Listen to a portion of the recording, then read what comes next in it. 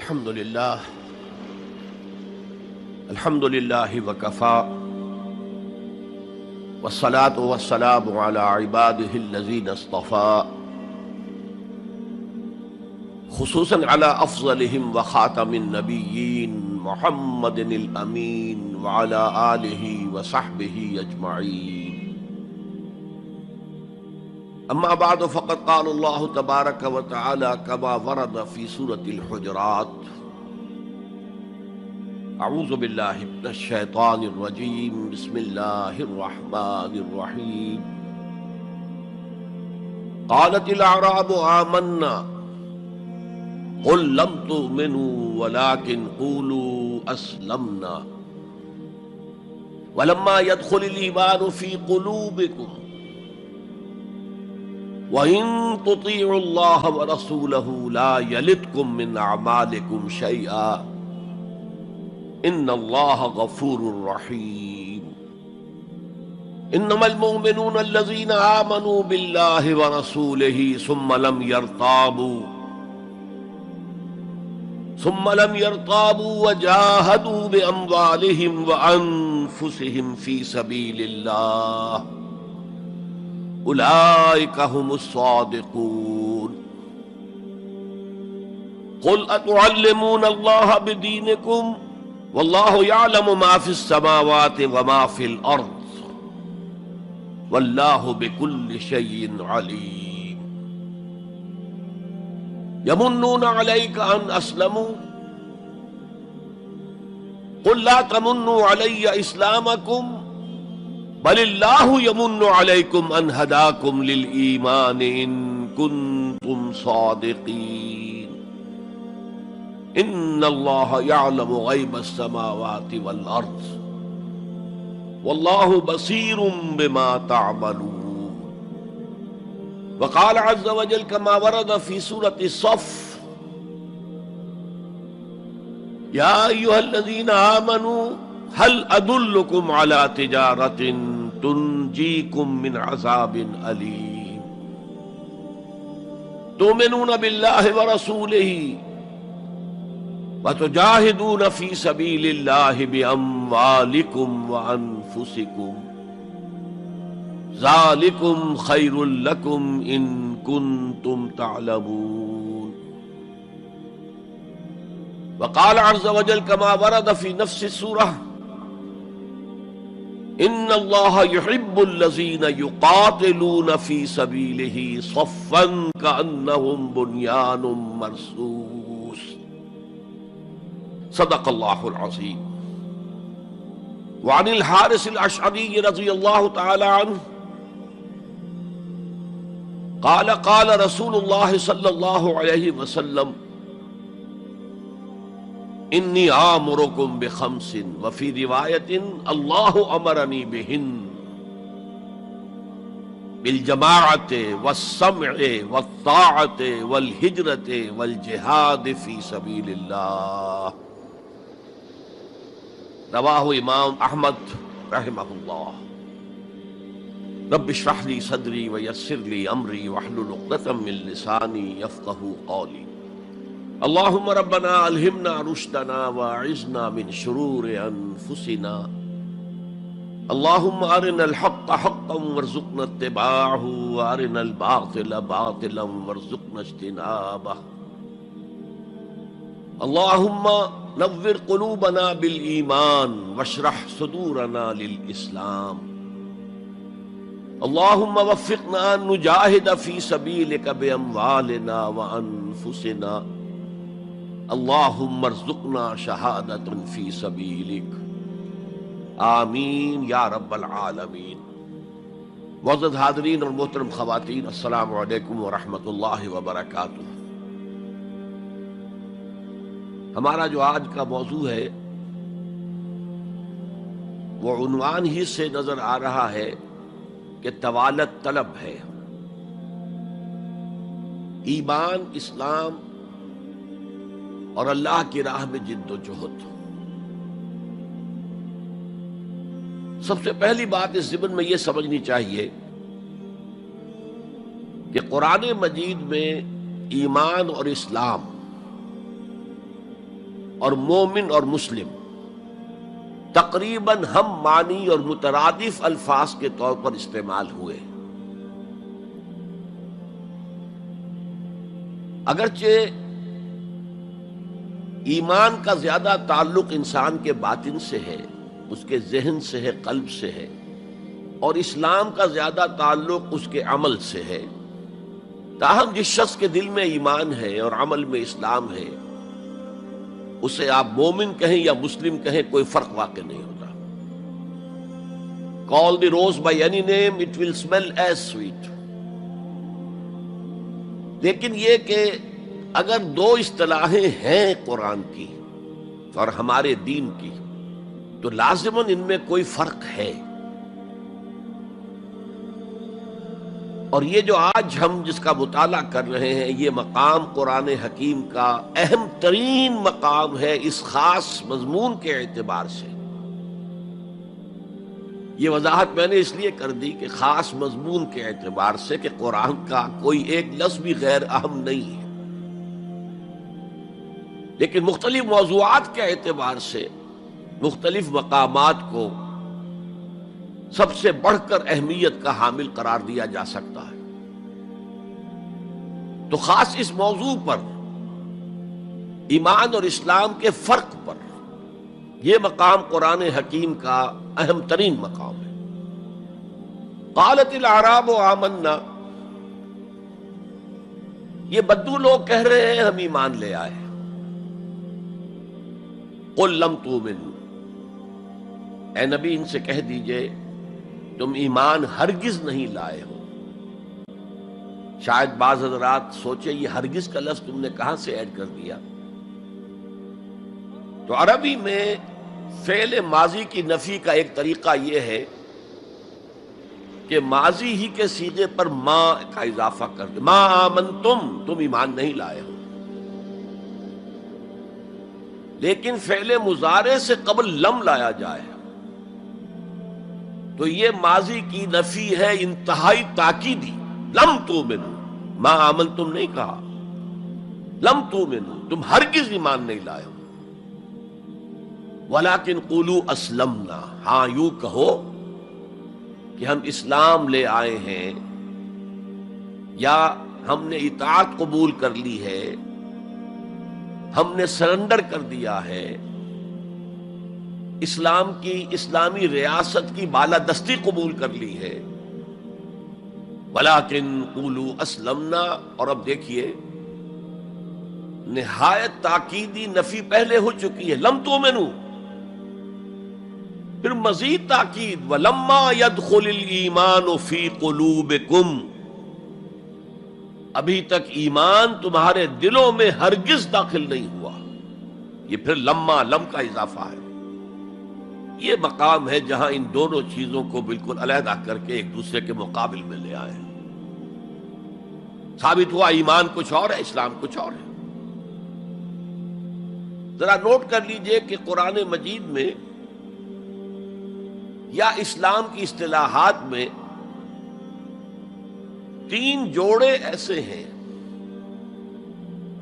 کہ جن میں عام اور خاص کی نسبت ہے۔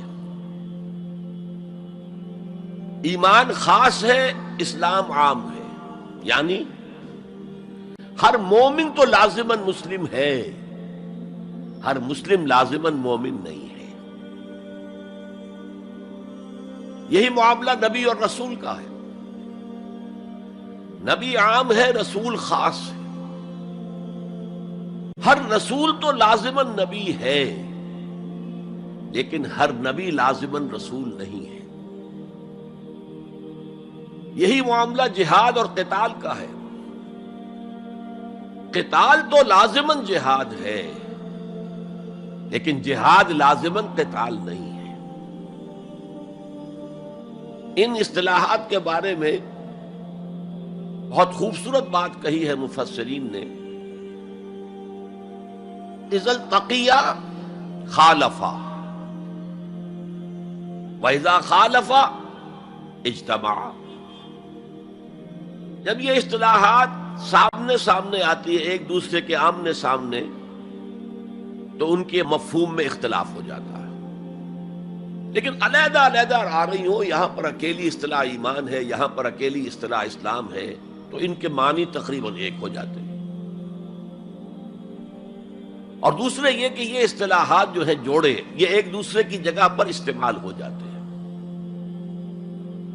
تو ایمان کی جگہ اسلام، اسلام کی جگہ ایمان، یہ استعمال کیے جا سکتے ہیں۔ اور جیسا کہ میں نے شروع میں کہا، یہ دونوں تقریباً قرآن کے عام اسلوب کے اعتبار سے مترادف رحمانی الفاظ ہیں، لیکن یہاں انہیں بالکل علیحدہ کر دیا گیا ہے۔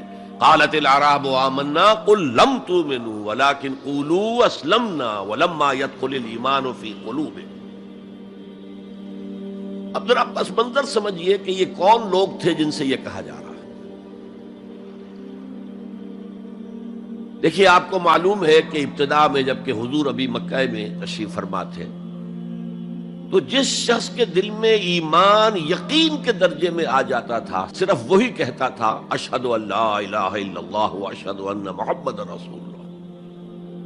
گویا کہ ایمان پہلے آتا تھا، اسلام بعد میں آتا تھا، اس لیے کہ انہیں معلوم تھا کہ اسلام کے اعلان کا مطلب کیا ہوگا۔ گویا کہ اپنے معاشرے کو میں چیلنج کر رہا ہوں، اپنے خاندان سے ہی نہیں، اہل و عیال سے بھی کٹ جانے کے لیے تیار ہوں۔ جو شخص اس حد تک یقین کا حامل ہو جاتا تھا، وہ پھر اسلام کا اعلان کرتا تھا۔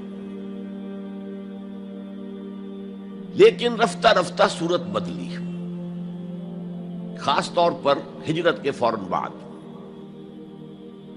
آپ کو معلوم ہے کہ وہاں اللہ تعالیٰ نے ایسے حالات اور اسباب پیدا کر دیے کہ جو دو قبیلے وہاں پر اصل عرب قبیلے آباد تھے، اوس اور خزرج، ان دونوں کے تمام اکابر ایمان لے آئے۔ اور قبائلی زندگی کا معاملہ آپ کو معلوم ہے کہ اگر سرداروں نے ایمان قبول کر لیا تو پھر دونوں قبیلوں نے ایمان قبول کر لیا۔ لیکن یہاں کیفیت اب وہ نہیں تھی۔ یقیناً بہت سے لوگ ان میں وہ تھے جنہوں نے دل کے ساتھ ایمان قبول کیا تھا، اس کے فیس ویلیو پر تسلیم کیا تھا، لیکن بہت سے لوگ وہ بھی تھے کہ جو یہ دیکھ کر کہ پورا قبیلہ اسلام لا رہا، چلو ہم بھی شامل ہو جائیں۔ یہ صورت تبدیل ہونی شروع ہو گئی، یعنی ان کے حد تک اسلام پہلے آ گیا، پھر رفتہ رفتہ حضور کی معیت میں رہے، حضور کی صحبت حاصل رہی اور اس سے استفادہ کیا تو ایمان بھی پیدا ہوتا چلا گیا۔ اب یہاں اسلام پہلے آیا، ایمان بعد میں آیا۔ یہی کیفیت ہماری ہے آج۔ ہم مسلمان تو پیدائشی طور پر ہیں، مسلمان والدین کے گھر میں پیدا ہوئے، الا یہ کہ کوئی اور کسی دوسرے مذہب سے تعلق رکھنے والا ایمان قبول کرتا ہے، اسلام قبول کرتا ہے، تو اسے بھی اپنے خاندان سے کٹنا پڑتا ہے، اسے اسی طرح کے حالات سے، چاہے وہ مار پیٹ اور وہ پرسیکیوشن اور وہ تشدد اور وہ ٹارچر نہ ہو جو ہو رہا تھا مکہ مکرمہ میں، لیکن بہرحال کافی کچھ قیمت انسان کو ادا کرنی پڑتی ہے اپنے اسلام کے قبول کرنے کی۔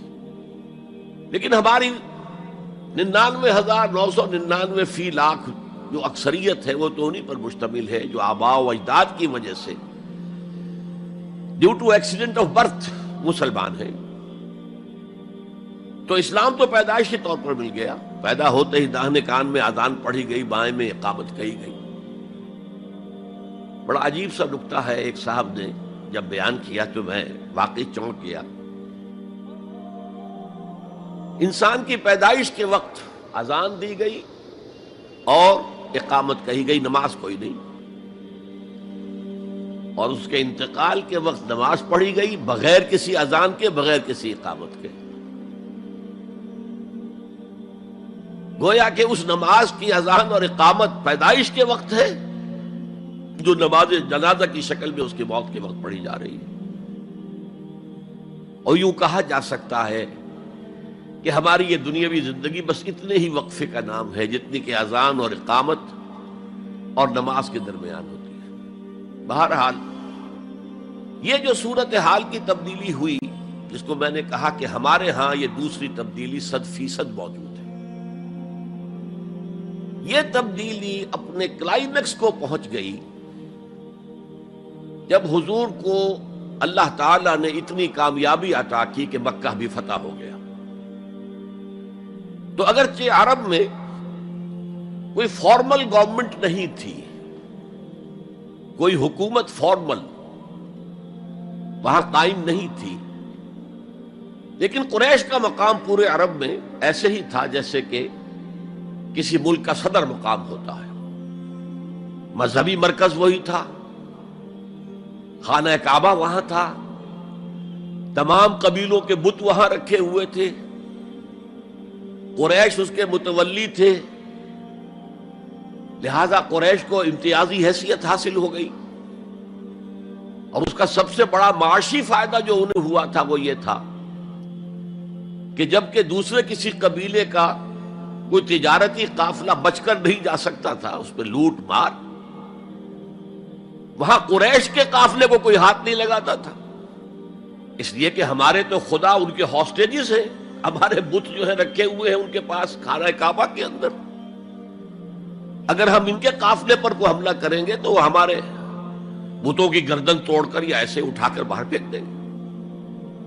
تو بہت بڑا سیاسی اور بہت بڑا معاشی فائدہ قریش کو تھا اس خانہ کعبہ کی وجہ سے، اور اس پر ایک پوری سورت ہے قرآن مجید کی، لإِلاف قریش إِلَافِهِمْ رِحْلَةَ الشِّتَاءِ وَالصَّيْفِ فَلْيَعْبُدُوا رَبَّ هَٰذَا الْبَيْتِ الَّذِي أَطْعَمَهُم مِّن جُوعٍ وَآمَنَهُم مِّن خَوْفٍ۔ اس گھر کی وجہ سے ان کو معاشی فوائد حاصل ہے اور امن حاصل ہے۔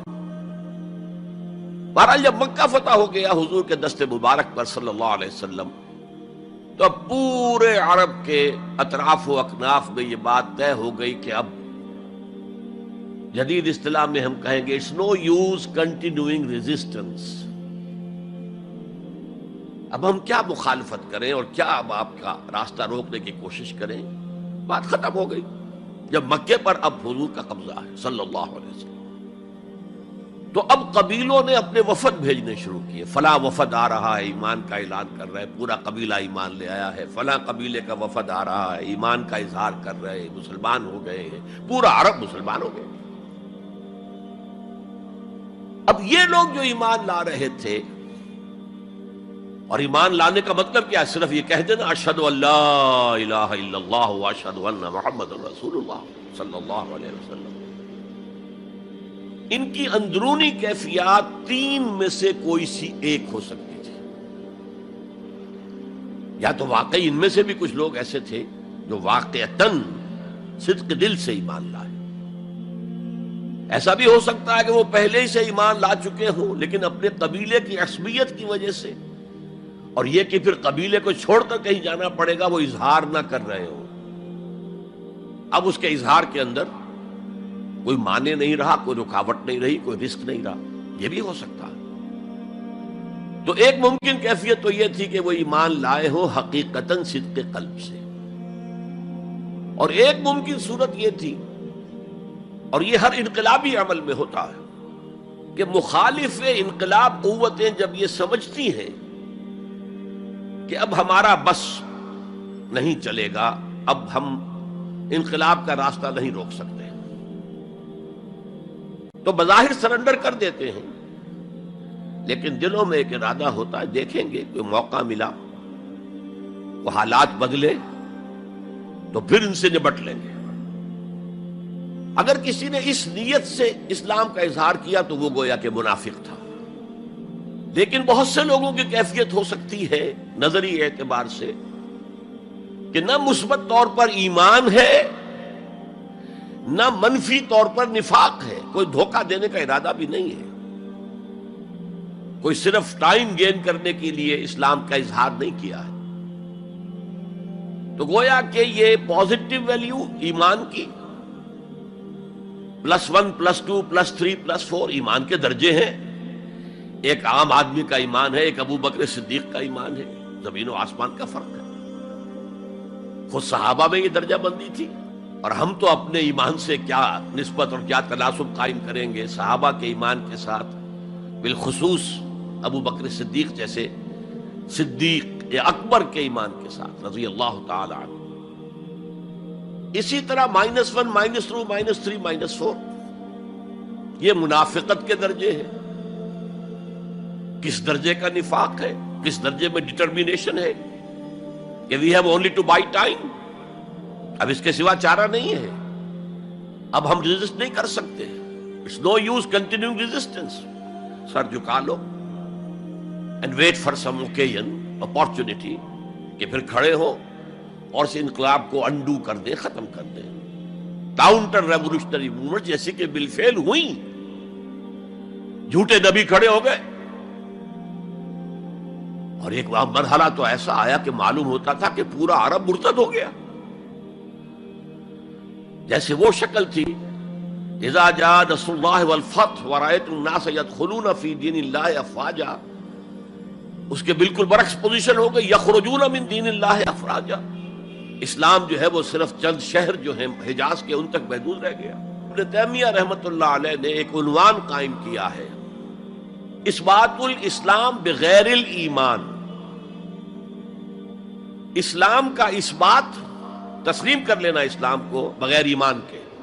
اس آیت کے حوالے سے قالت الاعراب آمنا قل لم تؤمنوا ولكن قولوا اسلمنا ولما يدخل الايمان في قلوبكم.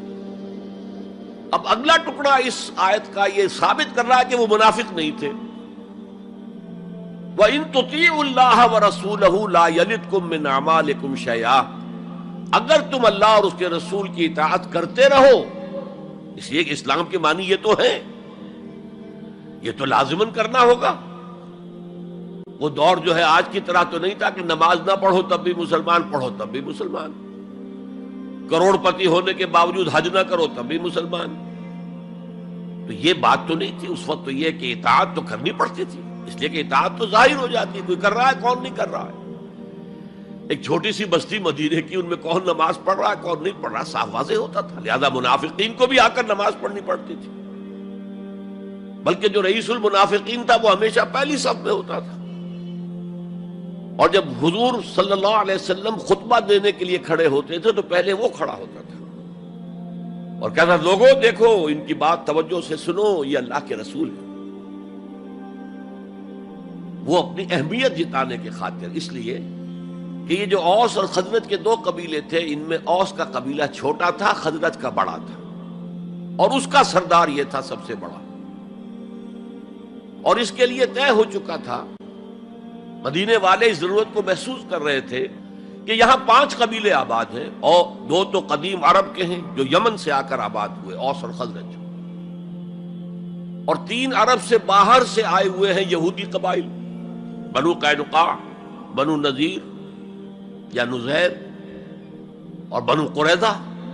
اب 5 قبیلوں کا ایک شہر ہے، ہر قبیلے کا نظام تو اپنی جگہ مستحکم ہے، اس کا ایک سردار ہے اور اس کی بات قبیلے والوں کو ماننی ہے. لیکن ان 5 کے درمیان معاملات جو ہیں، کوئی آربیٹریٹر ہونا چاہیے، کوئی ایک ایسا ہونا چاہیے شخص کہ جس کی بات وہ 5 سنے اور مانے. اس لیے انہیں بادشاہ کی ضرورت محسوس ہوئی کہ کسی کو ہم اپنا بادشاہ بنا لیں. اور قرۂ فال بنام من دیوانہ زدند عبداللہ ابن ابی، اس کے بارے میں طے ہو گیا یہ ہمارا بادشاہ ہوگا. اس کے لیے تاج تیار ہو گیا سونے کا. تاج پوشی باقی تھی کہ حضور تشریف لے آئے بے تاج بادشاہ کی حیثیت سے.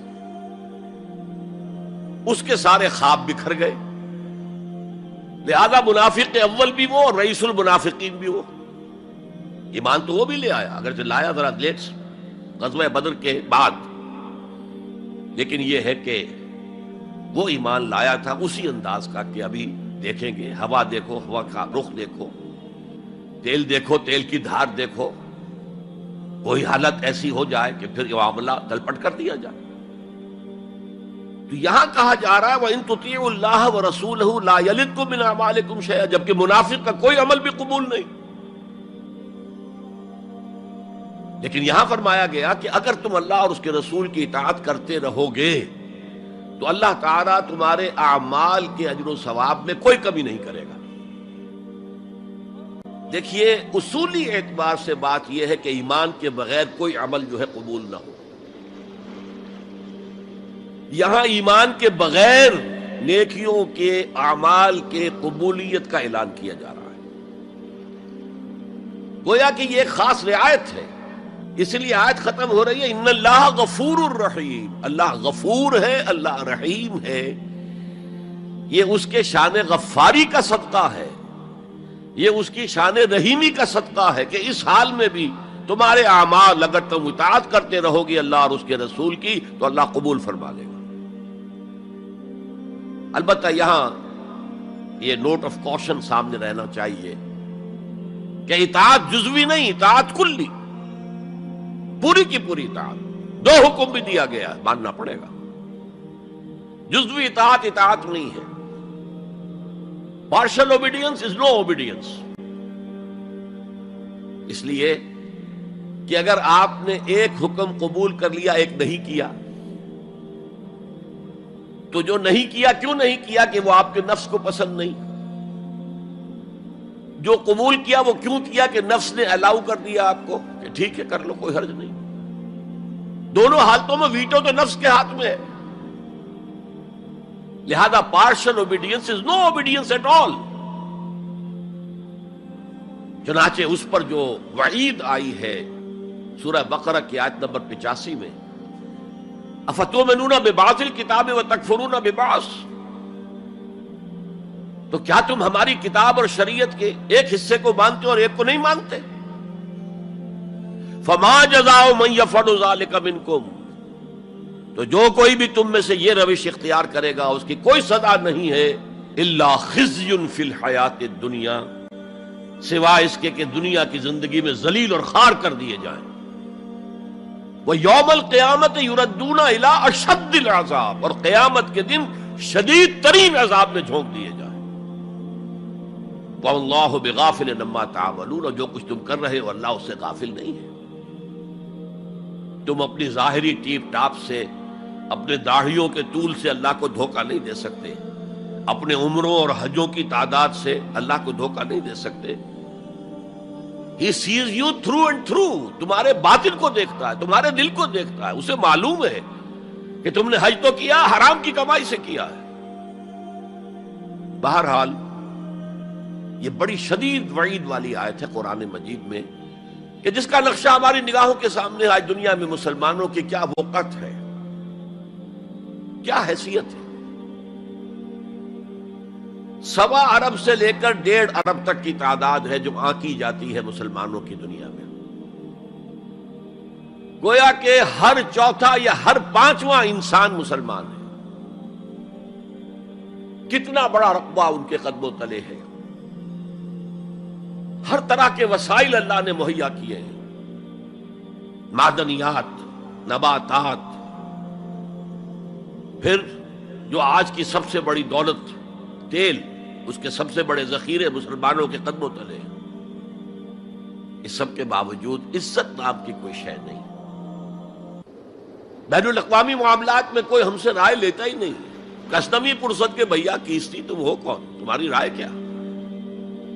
G7 بیٹھیں گے، G9 بیٹھیں گے، G13 ہوں گے، G15 ہوں گے، وہ بیٹھ کر طے کریں گے.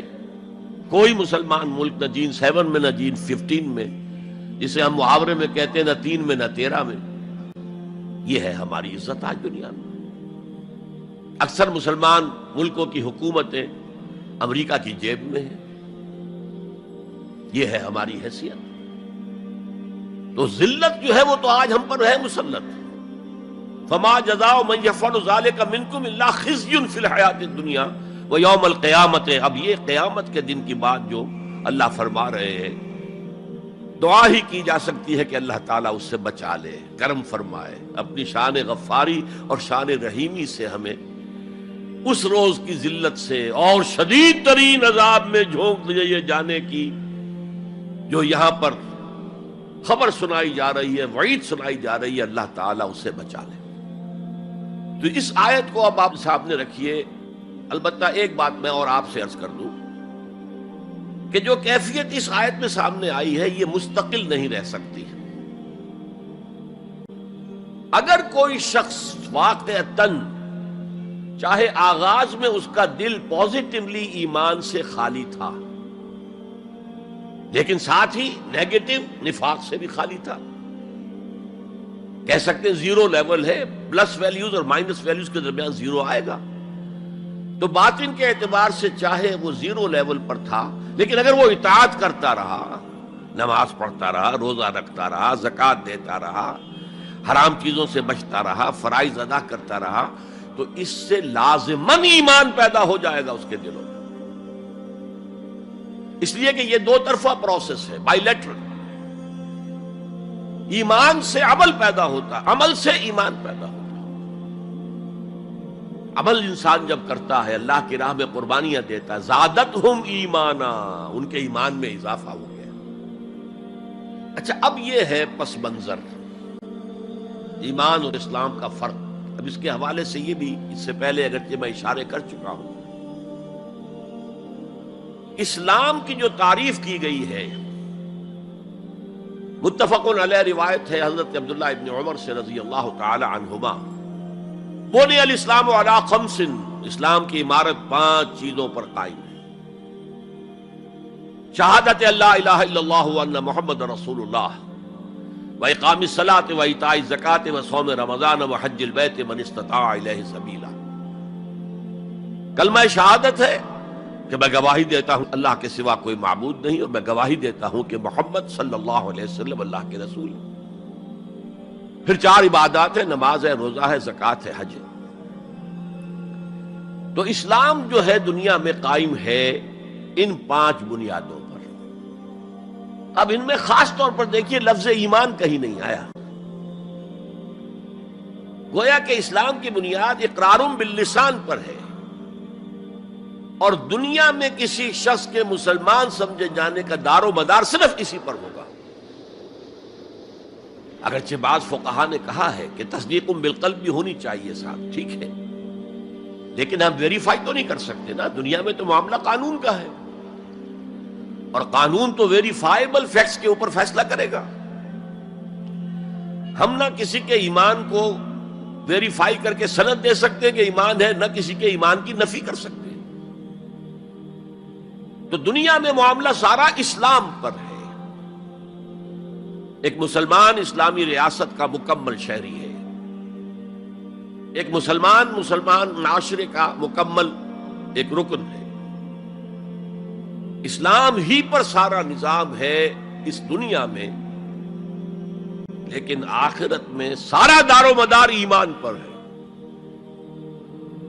اس لیے کہ اللہ تو معذور نہیں ہے کہ دلوں کے حال کو نہ جانتا ہو.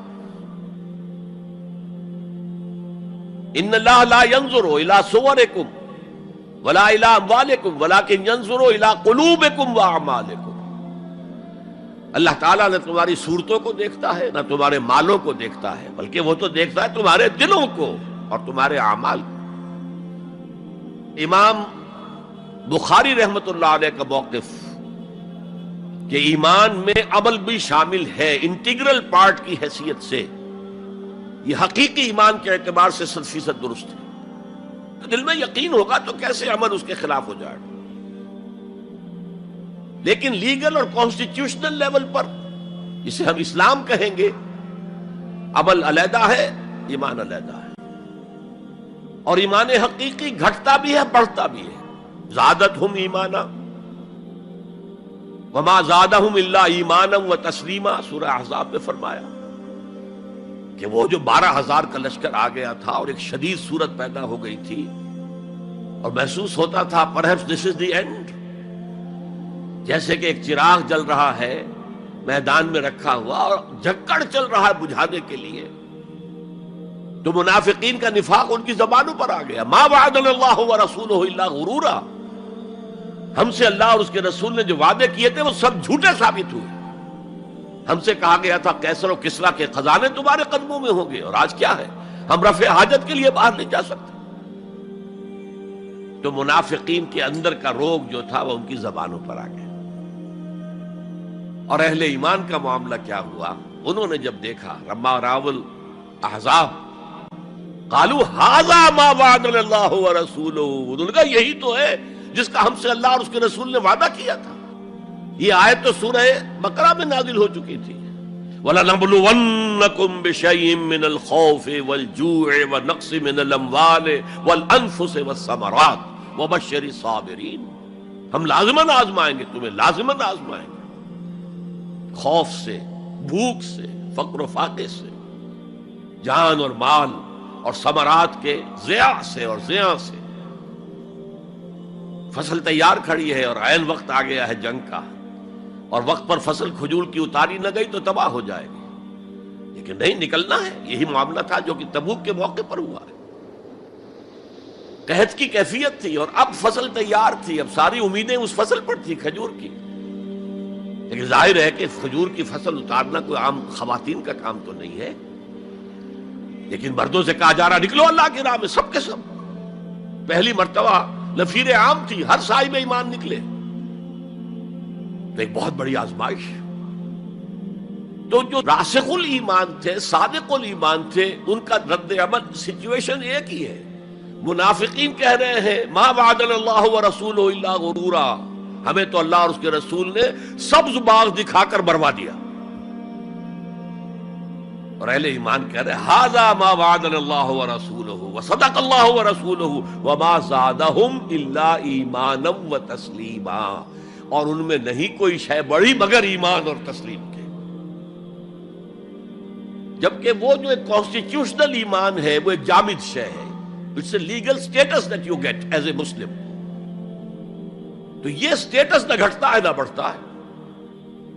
یہ نہیں ہو سکتا کہ ایک باپ کے اگر دو بیٹے ہیں اور ایک متقی ہے، زاہد ہے، عابد ہے، تہجد گزار ہے، دوسرا فاسق و فاجر ہے، تو وراثت میں اس تہجد گزار کو زیادہ حصہ ملے اور دوسرے کو جو ہے وہ کم ملے؟ نہیں، ایکول۔ المسلم کفو لکل مسلم، تمام مسلمان آپس میں جہاں تک ان کے لیگل اور پولیٹیکل حقوق کا تعلق ہے برابر۔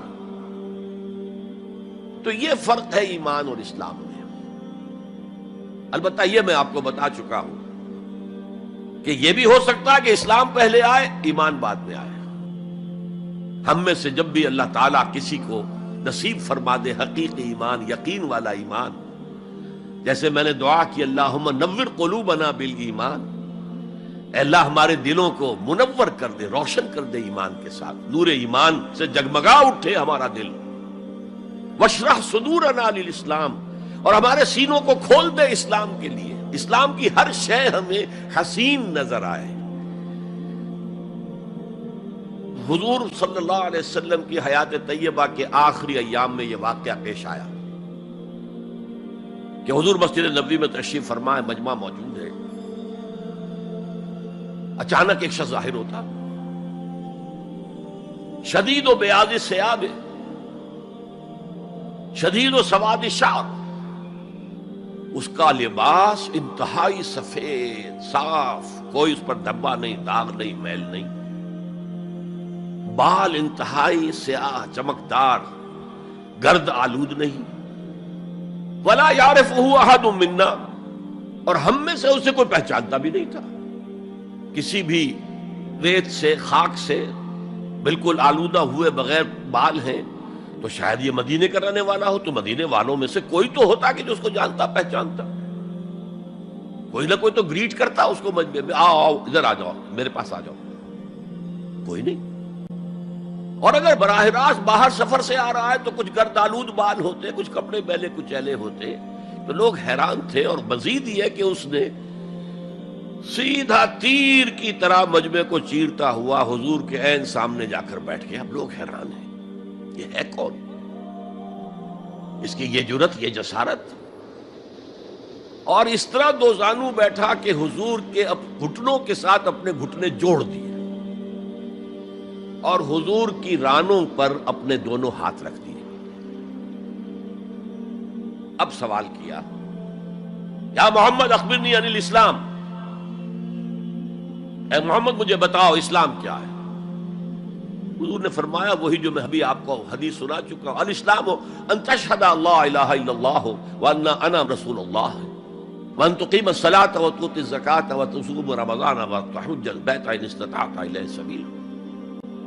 پھر کہا اخبرنی عن الایمان، لیکن یہ کہ ان روایتوں میں بھی اس کو روایت کرنے والے بہت سے صحابہ ہیں، عبداللہ ابن عمر بھی ہیں، حضرت عمر خود بھی ہیں رضی اللہ تعالی عنہما، ابو ہریرہ بھی ہے، عبداللہ ابن مسعود بھی ہیں. کیونکہ ایک مجمع میں واقعہ ہو رہا تھا نا، تو مجمع کے اندر تو بہت سے لوگ سن رہے ہیں. اگرچہ جیسے آج بھی ہوگا کہ میں جو بات کہہ رہا ہوں، آپ میں سے بہت سے حضرات میری ساری بات سن کر اگر کہیں جا کر رپورٹ کریں گے تو ان کی باتوں میں اختلاف ہو جائے گا. لہذا اس حدیث کی روایت میں اختلاف ہے. بعض روایت تو یہ ہے کہ پہلے پوچھا اخبرنی علی الایمان، پھر پوچھا اخبرنی علی الاحسان یا علی الاسلام. اور یہ جو حضرت عمر کی روایت ہے اس میں ہے سب سے پہلے آپ نے پوچھا اخبرنی عن الاسلام، پھر دوسرا سوال آیا اخبرنی عن الایمان. اچھا، اس کے بعد ایک دو سوال اور بھی کیے، اب میں تفصیل میں نہیں جا سکتا. پھر وہ شخص چلا گیا. حضور نے کہا ذرا اس کو بلانا واپس، تو دیکھا تو کہیں بھی نہیں. زمین کھا گئی، آسمان چکر لے گیا، اللہ جانے.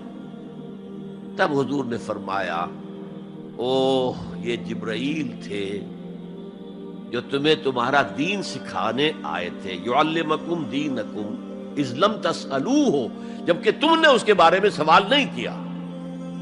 اور یہ پہلی بار ہے کہ میں جبرائیل کو پہچان نہیں سکا. انسانی شکل میں وہ آئے اور میں پہچان نہیں پایا، ورنہ اکثر حضرت دہیہ کلبی کی شکل میں آتے تھے انسانی صورت میں. جب بھی حضرت جبرائیل آتے تھے، حضرت دہیہ کلبی جو ہیں وہ بہت ہی حسین جوان رانا، ان کی شکل میں آتے تھے. بہرحال یہ اتنا اہم مسئلہ ہے کہ اس کو کلیئر کرنے کے لیے کہ دودھ کا دودھ پانی کا پانی علیحدہ ہو جائے. ایمان کیا ہے، اسلام کیا ہے. دنیا کا نظام اسلام پر ہے، ایمان پر نہیں ہے. آخرت کا معاملہ ایمان پر ہے، اسلام پر نہیں ہے. کوئی شخص مسلمانوں کا بہت بڑا قائد ہو، بہت بڑا لیڈر ہو، لیکن ہو سکتا ہے آخرت میں زیرو ہو. میں حدیث سنا چکا ہوں آپ کو. ایک شخص دنیا میں شہید سمجھا جا رہا تھا، ایک شخص دنیا میں بہت بڑا عالم سمجھا جا رہا تھا، ایک شخص دنیا میں بہت بڑا سخی سمجھا جا رہا تھا، اور اللہ نے سب کے دعوے جو ہیں ان کی نفی کر دی. تم نے جنگ کی تھی اس لیے لیقال جریء کہا جائے، بہت ہی جری آدمی ہے صاحب، بہت بہادر آدمی، کیا کہنے اس کے. لیقال سخی، بھائی بڑا سخی آدمی ہے، سخاوت کے دریا بہا دیے اس نے. بھائی بہت بڑا عالم ہے، اس سے علم کا کتنا جو ہے لوگوں کو فیض پہنچا ہے. وقد قیلا، یہ تمہارا مقصود تھا، وہ مقصود دنیا میں حاصل ہو چکا. تمہاری شہرت کے ڈنکے بج چکے، اب یہاں تمہارے لیے کچھ نہیں. اور پھر اللہ حکم دے گا اور فرشتے منہ کے بل گھسیٹتے ہوئے اسے جہنم میں جھونک دیں گے. تو وہ اسلام وہاں کام نہیں آئے گا. بلکہ اسلام کیا، اسلام پر اتنی اضافی خوبیاں بھی کام نہیں آئیں گی اگر دل میں ایمان نہیں اور اس کے نتیجے میں نیت درست نہیں. حقیقت البر پر ہم گفتگو کر چکے ہیں، نیکی کی اصل حقیقت کیا ہے. اسی موضوع پر اصل میں امام ابو حنیفہ جو فقیہ ہے، ان کی کوئی کتاب اور تصنیف فقہ پر نہیں ہے. وہ سارے ان کے شاگردوں کے فتاوی ہیں جو بعد میں مرتب ہوئے. ہاں ان کی ایک تصنیف ہے الفقہ الاکبر، بڑی فقہ جو میجر ایشوز ہیں. مسلمان کون ہے، اور مسلمان گناہ کبیرہ کرے تو کافر ہو جاتا یا نہیں ہو جاتا. بعض احادیث سے ثابت ہوتا ہے کہ وہ تو کافر ہو گیا، ایمان سے محروم ہو گیا. میں وہ حدیث سنا چکا ہوں آپ کو، واللہ لا یؤمن واللہ لا یؤمن واللہ لا یؤمن. خدا کی قسم وہ شخص مومن نہیں، خدا کی قسم وہ شخص مومن نہیں، خدا کی قسم وہ شخص مومن نہیں. صحابہ لرز گئے، کانپ گئے. قیل من یا رسول اللہ، حضور کس کے بارے میں ارشاد فرما رہے ہیں؟ فرمایا الذی لا یامن جارہ بوائقہ، وہ شخص کہ جس کی ایذا رسانی کی وجہ سے اس کا پڑوسی چین میں نہیں ہے، امن میں نہیں، سکون میں نہیں. تو بظاہر تو نتیجہ نکلا کہ ایمان کی اتنی نفی ہو رہی تو کافر ہے. اور یہی سب سے بڑی غلطی جو سب سے پہلا فرقہ پیدا ہوا اسلام میں، وہ تو اسی بنیاد پر ہوا تھا. خوارج کا موقف یہی تھا، گناہ کبیرہ کا مرتکب کافر ہے، اور کافر ہے تو گویا کہ مرتد ہے، اور مرتد ہے تو واجب القتل ہے. اس کا مال بھی تم پر مباح ہے کہ لے لو اور قبضہ کر لو، اس کی بیویاں بیٹیاں بھی تم پر مباح ہے کہ انہیں اپنی کنیزیں بنا لو. حالانکہ بڑے متقی لوگ تھے خوارج. حضرت علی کو بہرحال ان سے جنگ کرنی پڑی.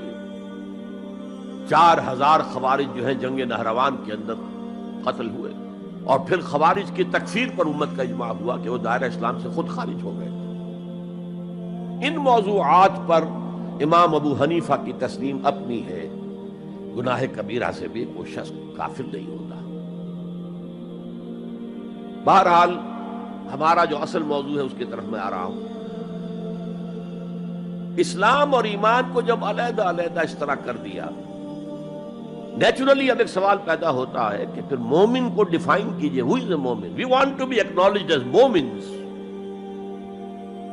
کیا پری ریکویزٹس ہیں، کیا شرائط ہیں؟ یہ دیکھیے ربط آیت بالآیت. چونکہ آیت نمبر 14 میں اسلام اور ایمان جدا، اور کچھ لوگوں کا اسلام قبول، اطاعت قبول، ایمان کی نفی مطلق. لم تؤمنوا ولما يدخل الایمان فی قلوبکم. تو اس پس منظر میں نیچرل کوسچن ہے جو اٹھتا ہے، مومن کون ہے؟ ڈیفائن کیجیے. اور یہ آیت اگلی اس اعتبار سے قرآن مجید کی اہم ترین آیت ہے. A comprehensive definition of who is a مومن، جس کو اصطلاح میں کہا جاتا ہے جامع و مانع تعریف. جامع اور مانع تعریف، کسی چیز کو ڈیفائن کریں اس طریقے سے کہ کوئی شے جو اس کے باہر ہے وہ اس میں داخل نہ ہو جائے، اور کوئی شے جو اس کا جز ہے باہر نہ رہ جائے. جامع بھی ہو، اس کے تمام اجزاء اس میں آ جائیں، اور مانع ہو کہ کوئی شے جو اس سے مناسبت نہ رکھتی ہو اس میں شامل نہ ہو سکے. جامع و مانع تعریف مومن کی وہ اس آیت میں، آیت نمبر 15. انما المؤمنون الذین آمنوا باللہ ورسولہ ثم لم یرتابوا. اب یہاں بھی وہ اسلوب حصر ہے، انما. اور حصر کا مفہوم میں کئی دفعہ سمجھا چکا ہوں کہ آپ کہیں کہ زید عالم ہے، اس سے دوسروں کے علم کی نفی نہیں ہوئی، اور بھی ہو سکتے ہیں. زید ہی عالم ہے تو دوسروں کی نفی ہو گئی کہ اس مجمع میں صرف ایک عالم ہے اور وہ زید ہے، باقی کوئی عالم نہیں. اسے حصر کہتے ہیں. تو میں نے چونکہ کہا ہے کہ most comprehensive definition of who is a مومن، اس کا آغاز بھی حصر سے ہے، اس کا اختتام بھی حصر پر ہے. انما کلمہ حصر ہے، اور آخر میں اولئک ھم الصادقون، وہ بھی اسلوب حصر ہے. انما المؤمنون الذین آمنوا باللہ ورسولہ ثم لم یرتابوا. مومن تو صرف وہ ہے جو ایمان لائے اللہ پر اور اس کے رسول پر، پھر شک میں ہرگز نہیں پڑے. یہ پھر لم آ گیا، یہاں مرتابو نہیں آیا، لم یرتابو، ہرگز شک میں نہیں پڑے. یہ واحد مقام قرآن کا جہاں پر کہ یہ لفظ اضافی طور پر آیا ہے ایمان کے بعد. ثم لم یرتابو، یرتابو بنا ریب سے، شک. الف لام میم ذالک الکتاب لا ریب فیہ. ارتابا یرتابو، شک میں پڑ جانا. ثم لم یرتابو، پھر شک میں ہرگز نہیں پڑے. ان کا دل ایمان پر یقین کے ساتھ معمور ہو گیا. چنانچہ پازیٹیو انداز میں یہی شان بیان ہوئی ہے صحابہ کی اکثریت کی اسی سورہ حجرات میں. فرمایا گیا صحابہ کرام سے، وَلَٰكِنَّ اللَّهَ حَبَّبَ إِلَيْكُمُ الْإِيمَانَ وَزَيَّنَهُ فِي قُلُوبِكُمْ. اللہ نے تو تمہارے نزدیک ایمان کو محبوب بنا دیا ہے اور تمہارے دلوں میں کھبا دیا ہے، مزین کر دیا تمہارے دلوں کو ایمان سے، منور کر دیا تمہارے دلوں کو ایمان سے. تو یہاں فرمایا انما المؤمنون الذین آمنوا باللہ ورسولہ ثم لم یرتابوا، اضافی شرط. وجاہدوا باموالہم وانفسہم فی سبیل اللہ، اور جہاد کیا انہوں نے اپنے مالوں کے ساتھ اور جانوں کے ساتھ اللہ کی راہ میں. یہ دوسری شرط لازم. گویا جہاد کے بغیر کوئی ایمان نہیں. یہ جامع و مانع تعریف ہے. اولئک ھم الصادقون، صرف یہ لوگ سچے ہیں. یہ اگر دعویٰ کریں آمنا تو ٹھیک ہے، ان کا دعویٰ صحیح ہے، درست ہے، لیکن یہ دو پری ریکوزٹس پورے کرنے ہوں گے. اب اس کو میں سمجھانے کے لیے کہا کرتا ہوں کہ دیکھیے یہ 5 ارکان تو اسلام کے ہو گئے، کلمہ شہادت، نماز، روزہ، حج، زکوٰۃ. اس میں جب حقیقی ایمان دلوں میں اتر جائے گا تو ایک تو رکن یہاں اضافی ہو جائے گا، یقین قلب. صرف گواہی نہیں، صرف وربل اٹیسٹیشن نہیں، یقین قلب بھی. اور دوسرا عمل میں آ جائے گا جہاد فی سبیل اللہ. وہ پانچوں ارکان قائم رہیں گے. اسلام عام ہے، ایمان خاص ہے، تو اسلام کے 5 ارکان تو ہیں موجود، وہ تو شامل رہیں گے. اگرچہ ظاہر بات ہے جب دل میں یقین پیدا ہو جائے گا تو اب نماز کی شان کچھ اور ہوگی. ایک ہے چھدا اتارا جا رہا ہے، بس نماز ایک فقہی جو ہے وہ ہم نے ادا کر دی ہے، جس کو کہا گیا ہے کہ جیسے مرغا ٹھونگے مارتا ہے ایسے سجدے کیے ہیں اور گئے. ایک نماز وہ ہوگی جسے حضور نے کہا الصلاۃ معراج المومنین. تو ایمان حقیقی کے ساتھ نماز کی شان کچھ اور ہوگی، اور ایک اس رسمی سے اسلام کے ساتھ نماز کی شان کچھ اور ہوگی. لیکن وہ 5 ارکان قائم رہیں گے، 2 کا اضافہ ہو جائے گا. شہادت کے بعد اس کے ساتھ یقین قلبی، اور ان 4 عبادات کے ساتھ جہاد فی سبیل اللہ. یہ جو رے آف لائٹ کا جو اسپیکٹرم بنتا ہے اسے پرزم میں سے جب گزارے تو 7 روشنیاں نظر آتی ہیں. وہ تو نظر آتی ہیں، 2 اور بھی ہیں جو نظر نہیں آتی. Ultraviolet, infrared. یہ الٹرا وائلٹ ہے اور یہ انفرا ریڈ ہے جہاد والی، جس میں جانیں دینی پڑتی ہے، خون کا معاملہ بھی آتا ہے. یہ گویا کہ حقیقی ایمان کے 7 ارکان ہو جائیں گے، 5 جمع 2. تب وہ شخص مومن کہلانے کا مستحق ہوگا. قُلْ أَتُعَلِّمُونَ اللَّهَ بِدِينِكُمْ، اے نبی ان سے کہیے تم اللہ کو بتانا چاہتے ہو، جتلانا چاہتے ہو اپنا دین. میں چونکہ ہریانہ میں پیدا ہوا تھا، حصار میں، تو وہاں کی جو مقامی بولی تھی اس کی کچھ چیزیں یاد ہیں. تھوتھا چنا باجے گھنا. جو چنا اندر سے خالی ہو گیا، کیڑا کھا چکا ہے، اس کے اندر آواز زیادہ ہو جاتی ہے. خالی برتن زیادہ آواز دیتا ہے، برتن بھرا ہوا ہے تو ظاہر بات ہے ڈل ہو جائے گی. تو وہاں تھوتھا چنا، کھوکھلا چنا باجے گھنا، اس کی آواز جو ہے زیادہ آتی ہے. تو جن کے دلوں میں وہ ایمان نہیں تھا وہ بڑھ چڑھ کر کے ہم دیکھیے جی ہم تو اسلام لے آئے، ہم تو بغیر لڑے بھڑے اسلام لے آئے. حضور ہمارے ساتھ تو خصوصی معاملہ ہونا چاہیے، ہمیں زکوٰۃ میں سے خصوصی حصہ ملنا چاہیے.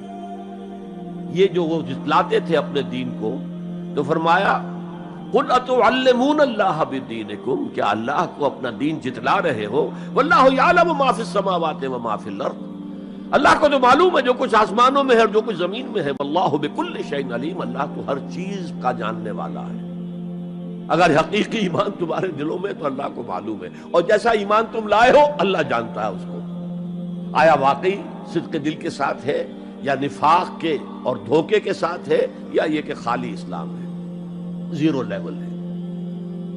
یمنون علیک ان اسلموا، اے نبی یہ آپ پر احسان دھر رہے ہیں کہ ہم اسلام لے آئے. دیکھیے جی ہم نے تو اطاعت قبول کر لی، آپ نے قریش سے تو اتنی جنگیں کی ہیں، فلاں سے تو اتنی جنگیں کی ہیں، آپ کے ساتھ ہی اتنے شہید بھی ہوئے، ہم نے تو جنگ نہیں کی، ہم ایسے ہی مان لے آئے ہیں.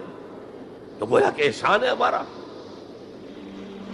یمنون علیک، مننا یمنو احسان دھرنا. یمنون علیک ان اسلموا قل لا تمنوا علی اسلامکم، کہہ دیجئے مجھ پر اپنے اسلام کا احسان مت دھرو. بل اللہ یمن علیکم ان ہداکم للایمان، بلکہ اللہ تم پر احسان دھرتا ہے کہ تمہیں اسلام کا راستہ دکھا دیا ہے. تم اسلام میں آ گئے ہو تو ایمان کا راستہ تمہیں دکھا دیا ہے، اب عمل کرتے رہو گے تو ایمان پیدا ہو جائے گا. یہ میں نے عرض کیا تھا کہ یہ کیفیت اثبات الاسلام بغیر الایمان یہ مستقل نہیں ہے، یہ عارضی ہے. جب عمل کریں گے تو ایمان پیدا ہو جائے گا. تو بل اللہ یمن علیکم ان ہداکم للایمان ان کنتم صادقین، بلکہ اللہ کا احسان مانو کہ اس نے تمہیں اسلام کے راستے پر لا کر گویا کہ اس سڑک پر ڈال دیا ہے جو ایمان کی طرف لے جا رہی ہے. اگر تم اسلام کے بارے میں بھی سچے ہو، یعنی وہ لوگ نکل جائیں گے جو دھوکہ دینے کے لیے ایمان لا رہے تھے. ان اللہ یعلم غیب السماوات والارض، یقیناً اللہ جانتا ہے ہر پوشیدہ چیز کو جو آسمانوں کی ہے اور زمین کی ہے. اور یہ غیب کا لفظ ہماری نسبت سے ہے، نوٹ کر لیجئے اسے. اللہ کے لیے کوئی غیب نہیں ہے، سرے سے کوئی غیب. ہر شے اس کے لیے شہود ہے، ہر شے ہر آن اس کی نگاہوں کے سامنے، کوئی شے اس کے لیے غیب نہیں. یہ ریلیٹو ٹرم ہے جو ہمارے لیے غیب ہے. واللہ بصیر بما تعملون، اور جو کچھ تم کر رہے ہو اللہ اسے دیکھ رہا ہے. اچھا، اب پھر پہلی دو آیات کی طرف آ جائیے. اسلام ایمان علیحدہ چیز ہے. ایمان کی تعریف یقین قلبی دل میں، اور جہاد فی سبیل اللہ عمل. گویا کہ ان میں سے کوئی ایک چیز بھی نہیں ہے تو پھر مومن نہیں ہو تم. دل میں یقین نہیں تو مومن نہیں، عمل میں جہاد نہیں تو مومن نہیں. اب اسی کو دوسرے مقام سے جو میں نے آیات پڑھی تھی، سورہ صف کی آیت نمبر 10-11، یا ایھا الذین آمنوا هل ادلکم علی تجارۃ تنجیکم من عذاب علیم. اہل ایمان، کیا میں تمہاری رہنمائی کروں اس تجارت کی جانب جو تمہیں جہنم کے عذاب سے بچا دے، نجات دے دے. سوال یہ انداز، یہ قرآن کا بھی انداز ہے، حضور کا بھی انداز تھا. پہلے سوال کیا جائے تاکہ اذہان سوچنے کی طرف آمادہ ہو جائے، تیار ہو جائیں کہ اب آگے کیا بات آ رہی ہے. حضور بھی سوال کیا کرتے تھے، اتدرون من المفلس، تم جانتے ہو مفلس کسے کہتے ہیں؟ اکثر و بیشتر صحابہ کا جواب ہوتا تھا اللہ و رسول عالم، اللہ اور اس کا رسول بہتر جانتے ہیں. پھر حضور دوبارہ پوچھتے تھے تو اپنی اپنی سمجھ کے مطابق جواب دیتے تھے. المفلس عندنا ما لا درہم لہ ولا دینارا. حضور ہم مصرف اسی کو سمجھتے ہیں جس کے پاس نہ درہم ہے نہ دینار ہے. فرمایا نہیں، میری امت کا مفلس وہ ہوگا جو قیامت میں حاضر ہوگا تو نمازوں کی بھی بہت بڑی گٹھری لے کر آئے گا، روزے بھی ہوں گے، عمرے بھی ہوں گے، حج بھی ہوں گے، نیکیوں کی بہت بڑی بڑی گانٹھیں ساتھ ہوں گی، لیکن حقوق العباد میں اس نے کوتاہی کی ہوگی. قد اکل مال ھذا، اس شخص کا مال ہڑپ کر لیا ہوگا غلط طریقے سے، بہنوں کا حصہ وراثت میں کھا لیا ہوگا، کسی پر تہمت لگائی ہوگی، کسی کی غیبت کی ہوگی، اور وہ سارے دعوے دار جمع ہو جائے، اللہ اس شخص نے میرے ساتھ یہ کیا، اللہ اس شخص نے میرے ساتھ یہ کیا، تو اس کی نیکیاں سب دے دی جائیں گی. اچھا بھائی، وہاں کوئی اور کرنسی تو ہے نہیں کہ اتنے ہزار جرمانہ یا اتنا لاکھ جرمانہ. اچھا تم اس کی نمازیں لے جاؤ، تم اس کے روزے لے جاؤ، تم اس کے حج اور عمرے لے جاؤ، خالی ہو گیا. اور دعوے دار اب بھی باقی ہیں، تو ان کے گناہ اب ان کے حساب میں پڑنے شروع ہوں گے، اور وہ ان کے گناہوں کے بوجھ تلے دب کر جہنم میں جھونک دیا جائے. یہ مفلس ہے. یہ انداز تھا، یہ قرآن کا بھی انداز ہے اور یہی حضور کا انداز تھا. یا ایھا الذین آمنوا هل ادلکم علی تجارۃ تنجیکم من عذاب علیم. اے ایمان والو، اے ایمان کے دعوے دارو، یا اے وہ لوگوں جو ایمان قانونی حاصل کر چکے ہو، یا اے وہ مسلمانوں جن کی رسائی ابھی تک حقیقی ایمان تک نہیں ہوئی. یا ایھا الذین آمنوا هل ادلکم علی تجارۃ تنجیکم من عذاب علیم. کیا میں بتاؤں تمہیں وہ تجارت، وہ کاروبار جس کا نفع کیا ہوگا کہ جہنم سے چھٹکارا پا جاؤ. اب یہاں 1 منٹ رک کر توقف کر کے نظم کلام کے اعتبار سے ایک نتیجہ سامنے لے آئیے. اگر وہ تجارت نہیں کرو گے تو جہنم سے نجات کی امید یہ تمہاری وشفل تھنکنگ ہے، تمہاری آرزویں ہیں، تلک امانیہم، یہ ان کی خواہشات ہیں جنہوں نے عقیدوں کی شکل اختیار کر لی ہے. یہ اللہ کا کلام ہے، یہ اس میں کوئی شے جو ہے محض شاعرانہ لفاظی کے لیے یا شاعرانہ مبالغے کے لیے تو نہیں ہے نا. گنجینہ مانی کا طلسم اس کو سمجھیو جو لفظ کے غالب میرے اشعار میں آوے. تو قرآن میں جو لفظ آ رہا ہے وہ ہر لفظ اپنی جگہ پر معنی کا خزانہ ہے. هل ادلکم علی تجارۃ تنجیکم من عذاب علیم.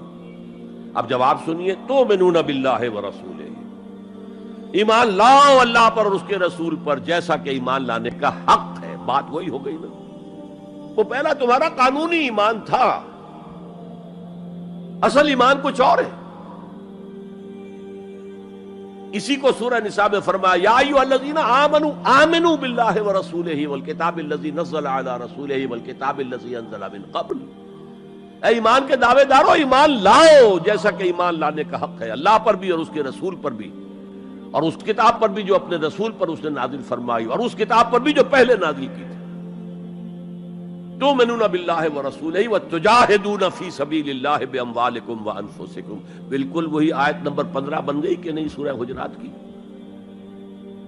ایمان لاؤ اللہ پر، اس کے رسول پر، یا ایمان رکھو اللہ پر اس کے رسول پر جیسے کہ ایمان کا حق ہے، اور جہاد کرو اللہ کی راہ میں اپنی جانوں اور مالوں کے ساتھ۔ تؤمنون باللہ ورسولہ وتجاہدون فی سبیل اللہ باموالکم وانفسکم ذالکم خیر لکم ان کنتم تعلمون، یہی تمہارے حق میں بہتر ہے اگر تم سمجھو۔ اگرچہ بظاہر تو گھاٹے کا سودا ہے دنیاوی اعتبار سے، اللہ کی راہ میں جہاد کرنا جان کا اندیشہ، قتال کے لیے نکلنا جان کا، جو اگر بچ کے آ گئے تو ایک نئی زندگی سمجھیے، ورنہ انسان میدان جنگ میں جاتا ہے تو جان ہتھیلی پر رکھ کر جاتا ہے۔ مال مانگا جا رہا ہے اللہ کی راہ میں، مال دے کر دنیا میں تو بہرحال دولت کی کمی کا احساس ہوتا ہے نا، اگرچہ تمہیں گھاٹے کا سودا نظر آتا ہے، حقیقت میں یہی نفع کا سودا ہے اگر تمہارے پاس علم حقیقی ہے۔ اب ان دو مقامات سے جو نتیجہ میں نے نکالا، there can be no ایمان without jihad فی سبیل اللہ، there can be no salvation on the day of judgment without jihad فی سبیل اللہ۔ کس قدر اہم ہے جہاد فی سبیل اللہ کو اب سمجھنا، اس کے تقاضوں کو جاننا، اس کی شرائط کا فہم حاصل کرنا۔ اس ضمن میں جو دنیا میں آج غلط فہمیاں پھیلی ہوئی ہیں اور زبردستی پھیلائی بھی جا رہی ہیں جان بوجھ کر، اس کا اصل سبب ہم خود ہیں۔ ہماری بہت بڑی غلطی ہوئی، بہت بڑی غلطی ہوئی، بہت بڑی غلطی ہوئی کہ ہم نے جہاد اور قتال کو ہم مانی قرار دے دیا۔ یہ بھی جوڑا وہی ہے، عام اور خاص، لیکن جہاد اور قتال یہ ہم مانی نہیں ہے، سینونیمس نہیں ہے۔ اسی لیے میں نے سورہ صفی کی آیت نمبر 4 بھی آپ کو سنائی۔ اب یہ اس اعتبار سے جہاد اور قتال فی سبیل اللہ پر قرآن مجید کی جامع ترین صورت ہے، کل 14 آیتیں، اس میں جہاد فی سبیل اللہ کا ذکر بھی ہے، یہ آیت نمبر 11 کے اندر، اور آیت نمبر 4 میں قتال فی سبیل اللہ کا حکم بھی ہے۔ ان اللہ یحب الذین یقاتلون فی صفا کانہم بنیان مرصوص، اللہ کو محبوب تو وہ بندے ہیں اس کے جو اس کی راہ میں جنگ کرتے ہیں، صفیں باندھ کر گویا کہ سیسا پلائی ہوئی دیوار ہے۔ قتال فی سبیل اللہ، جہاد فی سبیل اللہ، دو اصطلاحات ہیں، ان کا مفہوم بالکل ایک تو نہیں ہو سکتا۔ ہمارے ہاں ان دونوں کو مترادف قرار دے دیا، اس کے نتائج کیا نکلے؟ قتال ہر وقت تو ہوتا ہی نہیں، لہذا جہاد ثانوی شے ہو گیا، اس کی اہمیت ہی نہیں رہی ہے، وہ جو بیک برنر کی جگہ ہوتی ہے وہاں رکھ دیا گیا۔ بعض لوگوں نے ایک اور غلطی کی اس کے برعکس، جہاد کی اہمیت کے پیش نظر انہوں نے اسے ارکان اسلام میں داخل کر دیا۔ یہ بہت بڑی جسارت ہے، اس لیے کہ متفقون علیہ حدیث حضرت عبداللہ ابن عمر سے میں سنا چکا ہوں، 5 ارکان اسلام کے، اور حدیث جبرائیل میں اسلام کی ڈیفینیشن وہی 5 چیزیں، چھٹی چیز داخل کرنے کا کسی کو حق نہیں۔ ارکان اسلام میں جہاد فی سبیل اللہ شامل ہے، ارکان ایمان میں شامل ہے۔ There can be no ایمان without جہاد فی سبیل اللہ، and there can be no salvation، نجات کا کوئی امکان نہیں ہے اگر جہاد فی سبیل اللہ نہیں۔ ہم نے مترادف بنا کر ایک طرف تو سیکنڈری حیثیت دے دی اس کو، اور اس سے ستم بالائے ستم، مسلمان جنگ کرے وہ جہاد فی سبیل اللہ ہے۔ مسلمان بادشاہ ہے، زانی ہے، شرابی ہے، بدماش ہے، عیاش ہے، اور وہ صرف کسی اپنے پڑوسی غیر مسلم ملک پر حملہ کر رہا ہے تاکہ اس کی ریونیوز بڑھ جائیں، اس کی آمدنی بڑھ جائے، اس کی عیاشیوں کا میں اضافہ ہو جائے، وہ اور زیادہ بڑے محل بنائے، تو اس کی جنگ جہاد فی سبیل اللہ ہوگی۔ ہم نے بدنام کیا جہاد فی سبیل اللہ۔ اب غیر مسلم تو یہ سب کچھ دیکھتے ہیں، جہاد کسے کہتے ہیں، اسی کے اعتبار سے پھر مفہوم ان کے سامنے آتا۔ یہ مغالطہ ہم نے ڈالا، اس کے نتائج آج ہم بھگت رہے ہیں۔ اب سمجھیے مثبت طور پر جہاد فی سبیل اللہ ہے کیا، اس کے مراحل کیا ہیں۔ ایک 9 سٹوریڈ بلڈنگ کا آپ تصور کریں گے جس کی اس نویں منزل پر جا کر قتال آئے گا، اس سے پہلے نہیں. لیکن اس سے بھی پہلے لفظی معنی کیا ہے جہاد کے؟ جہاد کا لفظ بنا جوہد سے. جوہد کے معنی کوشش، جد و جہد اردو میں عام بولتے ہیں، اور آج کے عنوان میں بھی جد و جہد ہی کا لفظ استعمال ہوا ہے. لیکن جیسا کہ میں نے کہا تھا، مختلف ابواب میں آنے سے معنی بدلتے ہیں. جہاد یا مجاہدہ، جوہد یک طرفہ ہے، کوشش، کسی کام کے لیے آپ کوشش کر رہے ہیں. To exert yourself for something, for some objective. لیکن جہاد یا مجاہدہ بنے گا جبکہ دو افراد ایک دوسرے کے مقابلے میں آ کر کوشش کر رہے ہیں، رسا کشی ہو رہی ہے. لہذا کوشش اور کشاکش، اس میں جو فرق ہے، رسا کشی، ایک ٹیم ادھر ہے ایک ادھر ہے، وہ رسے کو ادھر کھینچ رہی ہے وہ ادھر کھینچ رہی ہے، یہ دو طرفہ عمل ہے جہاد یا مجاہدہ. اسی طریقے سے قتل اور مقاتلہ یا قتال، کوئی شخص جا رہا تھا، آپ نے شوٹ کر لیا، یہ قتل ہے، یک طرفہ عمل ہے. دو فوجیں آمنے سامنے ہیں، یہ ان کو قتل کرنا چاہتے ہیں، وہ ان کو قتل کرنا چاہتے ہیں، یہ قتال ہے، یہ جنگ ہے. یا مقاتلہ ہے، دونوں مصدر ہیں یہ، جوہد، کوشش. اچھا انگریزی میں آپ کیا کہیں گے؟ To strive for something, کسی چیز کے لیے کوشش کرنا. اور جہاد کیا ہوگا؟ To struggle against something, وہ اگینسٹ ہوگا، اسٹرگل، محنت. اس فرق کو ذہن میں رکھیے. جوہد کوشش، ٹو اسٹرائیو کوشش کرنا. جہاد کشاکش، کھینچ تان، جہاں جوہد کے مقابلے میں آ جائے. وہ اس کو ناکام کرنے کی کوشش کرے، یہ اس کو ناکام کرنے کی کوشش کرے. ایک ویکنسی ڈکلیئر ہوئی ہے، اب آپ پورا زور لگا رہے ہیں، جو سفارش ہو سکے، جو کچھ ہو سکے کسی طریقے سے مجھے ملے. ایک اور شخص بھی زور لگا رہا ہے، یہ آپ کا جہاد ہو رہا ہے. اور قتل یک طرفہ عمل ہے، قتال جنگ ہے، دو طرفہ. اب دیکھیے یہ جو جہاد ہے یہ اس کائنات کی سب سے بڑی حقیقت ہے. Every living organism on this planet is continuously in جہاد. آپ خود کہتے ہیں اسٹرگل فار ایگزسٹنس، مقابلہ نہیں ہوتا اس میں. کاروبار میں مقابلہ ہو رہا ہے، ملازمتوں میں مقابلہ ہو رہا ہے، مقابلوں کے امتحان ہو رہے ہیں. حیوانات جرثومے چھوٹے چھوٹے سے، اسٹرگل فار ایگزسٹنس. اسے جہاد زندگانی کہیں گے آپ، جہاد زندگی. Every living creature, every living organism is engaged in continuous جہاد، اسٹرگل فار ایگزسٹنس. اس کو جہاد زندگانی کا لفظ دیا اقبال نے. یقین محکم عمل پہم محبت فاتح عالم، جہاد زندگانی میں ہے یہ مردوں کی شمشیر. اچھا مسلمان بھی جب یہ کام کرتا ہے، جہد للبقاء، اسٹرگل فار ایگزسٹنس، اگر وہ شریعت کے احکام کے مطابق کر رہا ہے تو یہ عبادت ہے.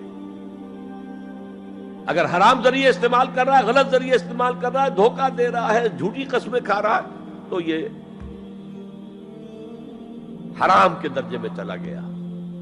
اور اگر آپ اپنی اس جہد بقا کو، جہاد وجود کو، جہاد زندگانی کو اسلام کے اصولوں کے مطابق کر رہے ہیں، یہ عبادت ہے.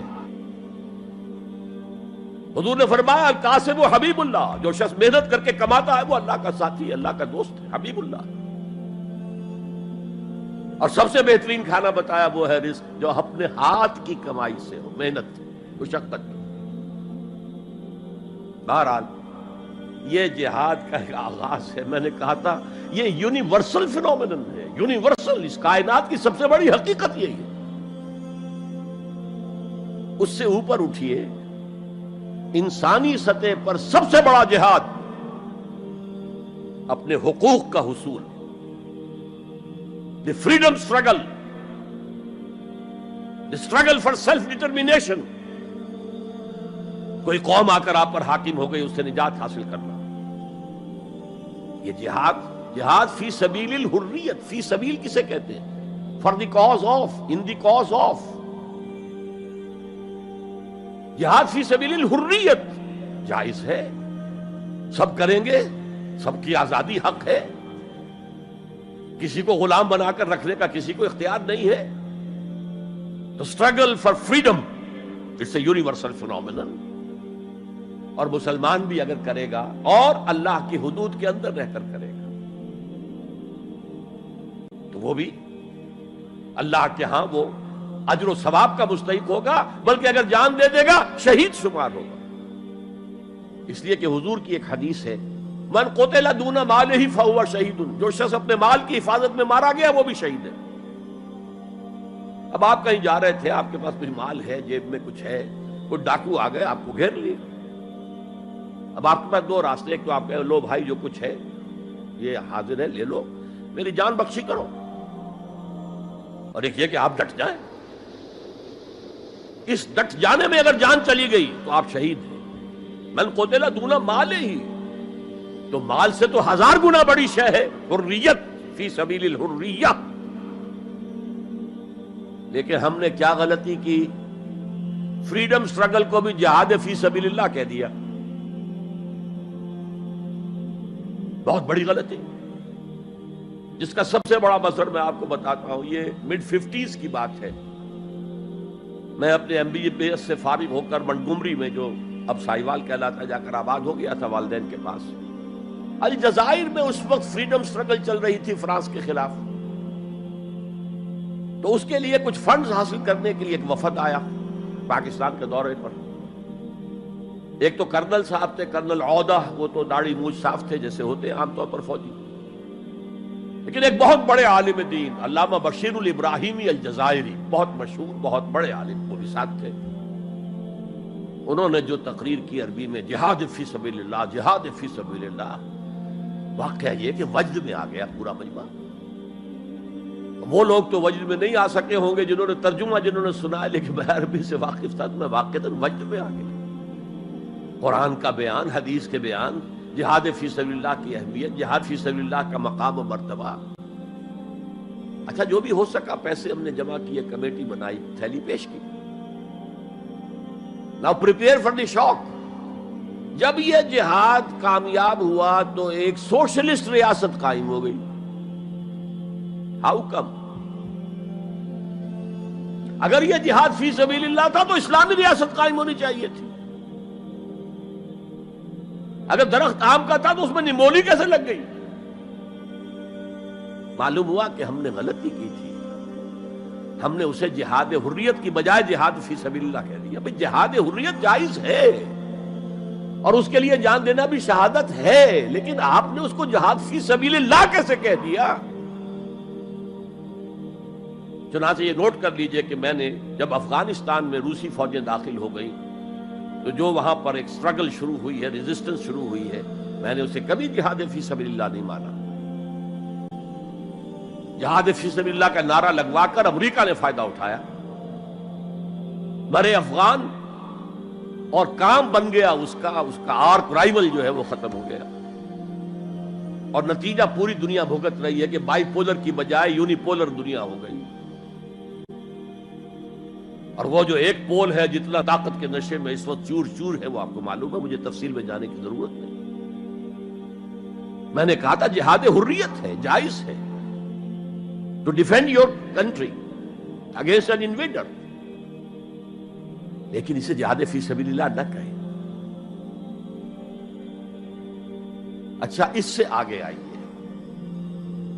اب ہیومن لیول پر اس سے اوپر کا ایک کی سطح ہے، نظریے اور نظام کے لیے جہاد.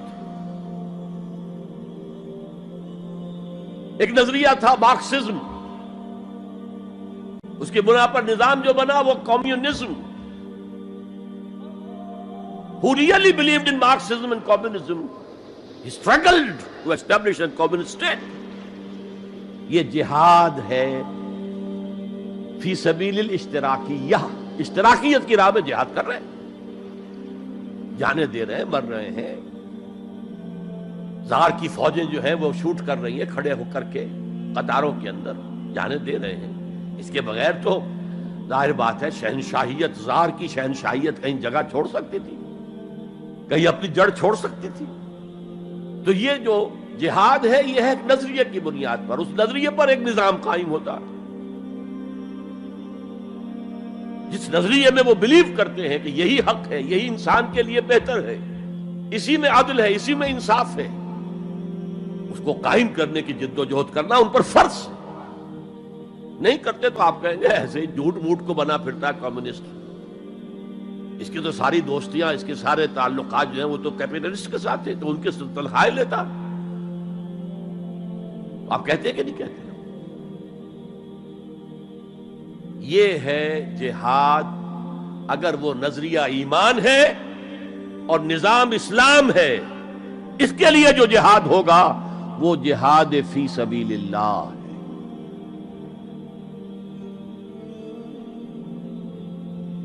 کسی اور مقصد کے لیے یہ جہاد کو آپ جہاد فی سبیل اللہ نہیں کہہ سکتے۔ آپ ڈیموکریسی کے قیام کے لیے کسی بادشاہت کو ختم کر کے ڈیموکریسی کا نظام قائم کرنا چاہتے ہیں، جہاد ہے، جہاد فی سبیل الدیمقراطیہ، جہاد for the cause of democracy, جہاد فار دی کاز آف اشتراکیت۔ اسی معنی میں قرآن مشرکین مکہ کو بھی مجاہد قرار دیتا تھا، وہ تھے مجاہدین فی سبیل الشرک، جانے نہیں دے رہے تھے، کیا قربانیاں نہیں دے رہے تھے؟ وہ اپنے عقیدے کے لیے، اپنے نظریے کے لیے، اپنے نظام کے لیے جانے دے رہے تھے۔ تو یہ ہے جہاد نظریے اور نظام کے لیے۔ پھر میں تیسری مرتبہ دوہرا رہا ہوں، اگر وہ نظریہ ایمان ہے اور نظام اسلام کا ہے، قائم کرنا پیش نظر ہے، تو وہ ہے جہاد فی سبیل اللہ۔ اب اس کے 3 لیولز ہیں، اور ہر لیول پر 3 سب لیولز ہیں۔ سب سے پہلا جہاد فی سبیل اللہ کا مرحلہ ہے کہ ایمان دل میں آ گیا تو ایک کشاکش اندر شروع ہو جائے گی۔ میں اگر فرائیڈ کی اصطلاح استعمال کروں تو ایگو اور اڈ یا لبیڈو میں تصادم ہوگا۔ آپ کے نفس کی خواہش کچھ اور ہے، ایمان کہتا ہے غلط، کشاکش ہوگی کہ نہیں؟ یہ اندرونی جہاد ہے اپنے نفس کے خلاف۔ جیسے فرعون نے کہا تھا الیس لی ملک مصر وہذہ الانہار تجری من تحتی، کیا میں بادشاہ نہیں ہوں مصر کا؟ مصر کی حکومت میری نہیں ہے؟ اور کیا یہ ساری نہریں جو ہیں میرے نظام کے تحت نہیں چل رہی؟ اسی طرح برا نہ مانیے، ہمارا نفس کہتا ہے یہ جسم میرا ہے، میری ملکیت ہے، اٹس مائی ڈومین، میری خواہش پوری کرنی ہوگی۔ جیسے اس نے کہا میں نہیں جانتا کوئی خدا ہے میرے سوا اور میرے اوپر، میں نہیں مانتا، نفس بھی کہتا میں نہیں ماننے کو تیار، کیا حلال ہے کیا حرام ہے، کیا جائز ہے کیا ناجائز، میری خواہش پوری کرو۔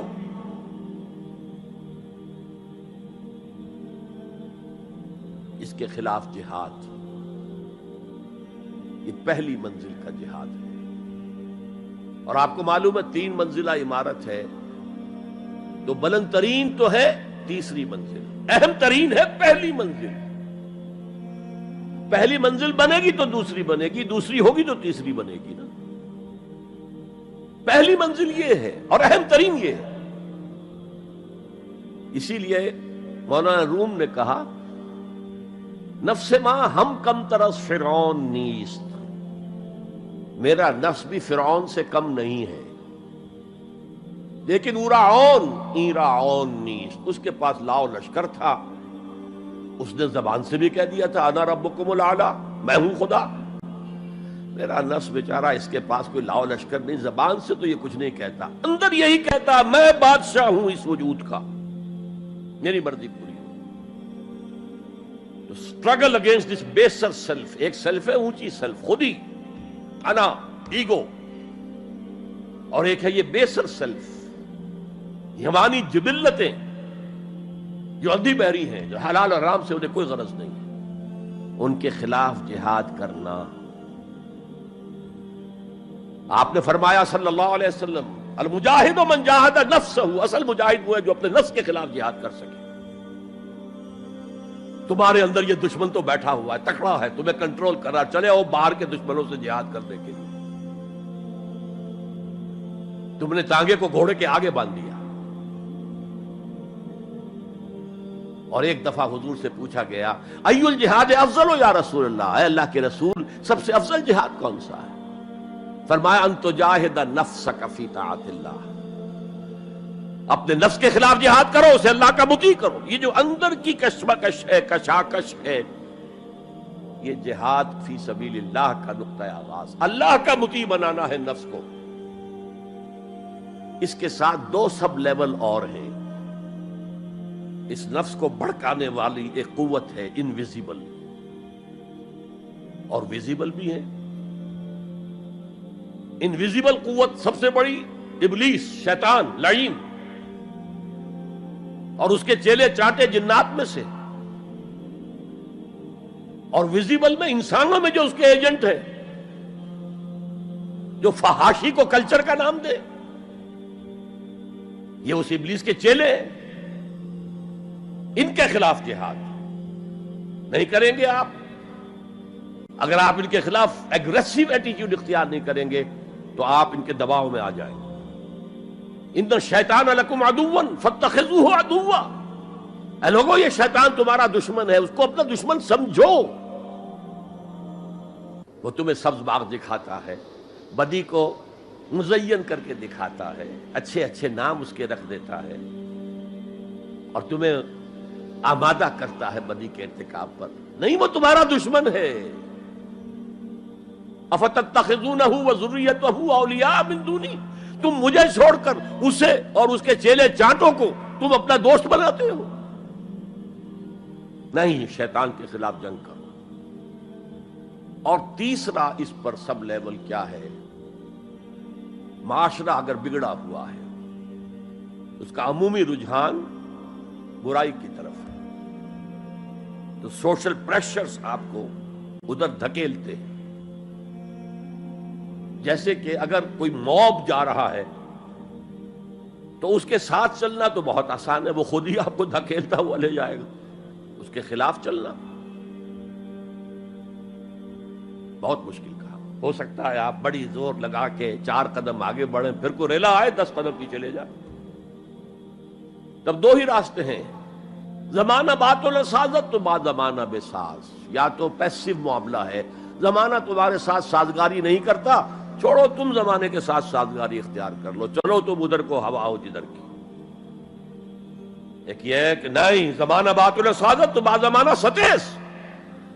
زمانہ اگر تمہارے ساتھ سازگاری نہیں کر رہا تو زمانے سے جنگ کرو، لڑو، ریزسٹ کرو۔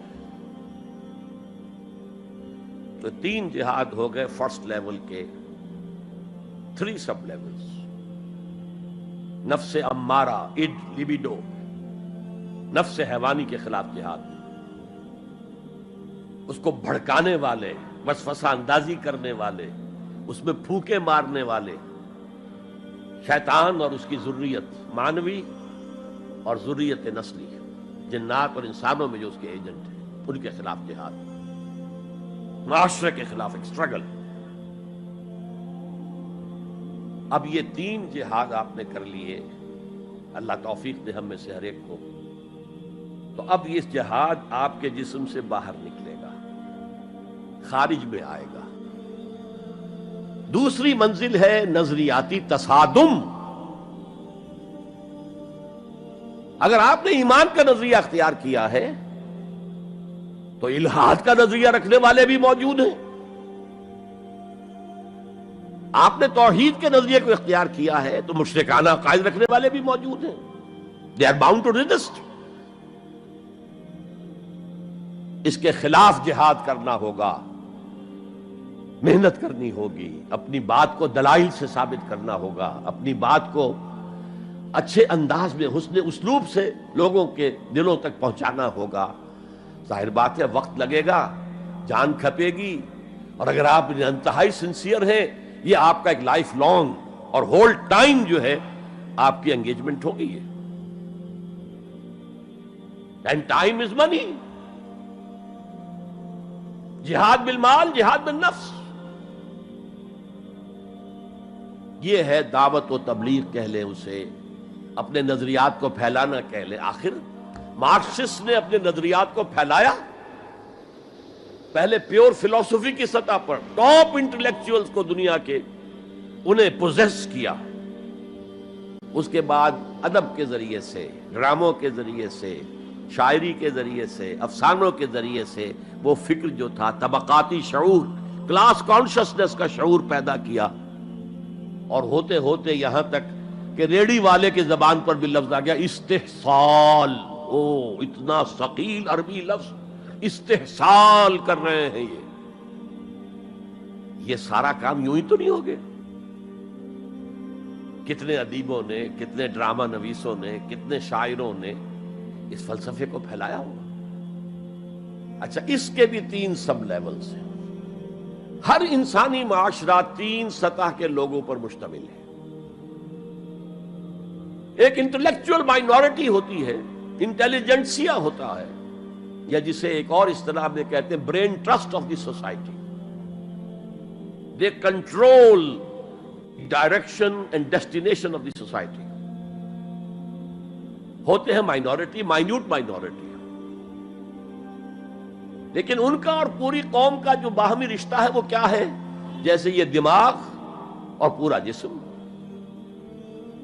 میری ٹانگیں مجھے لے کر چل سکتی ہیں، دوڑ سکتی ہیں، اگرچہ اب میں دوڑ نہیں سکتا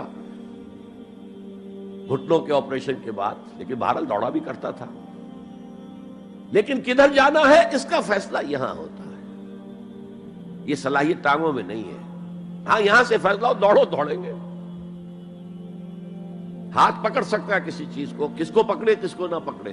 ہو سکتا ہے کہ آپ نے ہاتھ بڑھا بھی دیا ہو، کسی کو لکڑی سوکھی سمجھ کر آپ جو ہے جنگل کے اندر سے ایندھن جمع کر رہے ہیں، اچانک آنکھ نے دیکھا وہ تو حرکت کر رہی ہے، فوراً اطلاع گئی، ارے یہ تو سانپ معلوم ہوتا ہے، یہاں سے حکم آیا ہاتھ کھینچ لو، فوراً کھینچ لیا. تو کنٹرول تو یہ کر رہا ہے نا.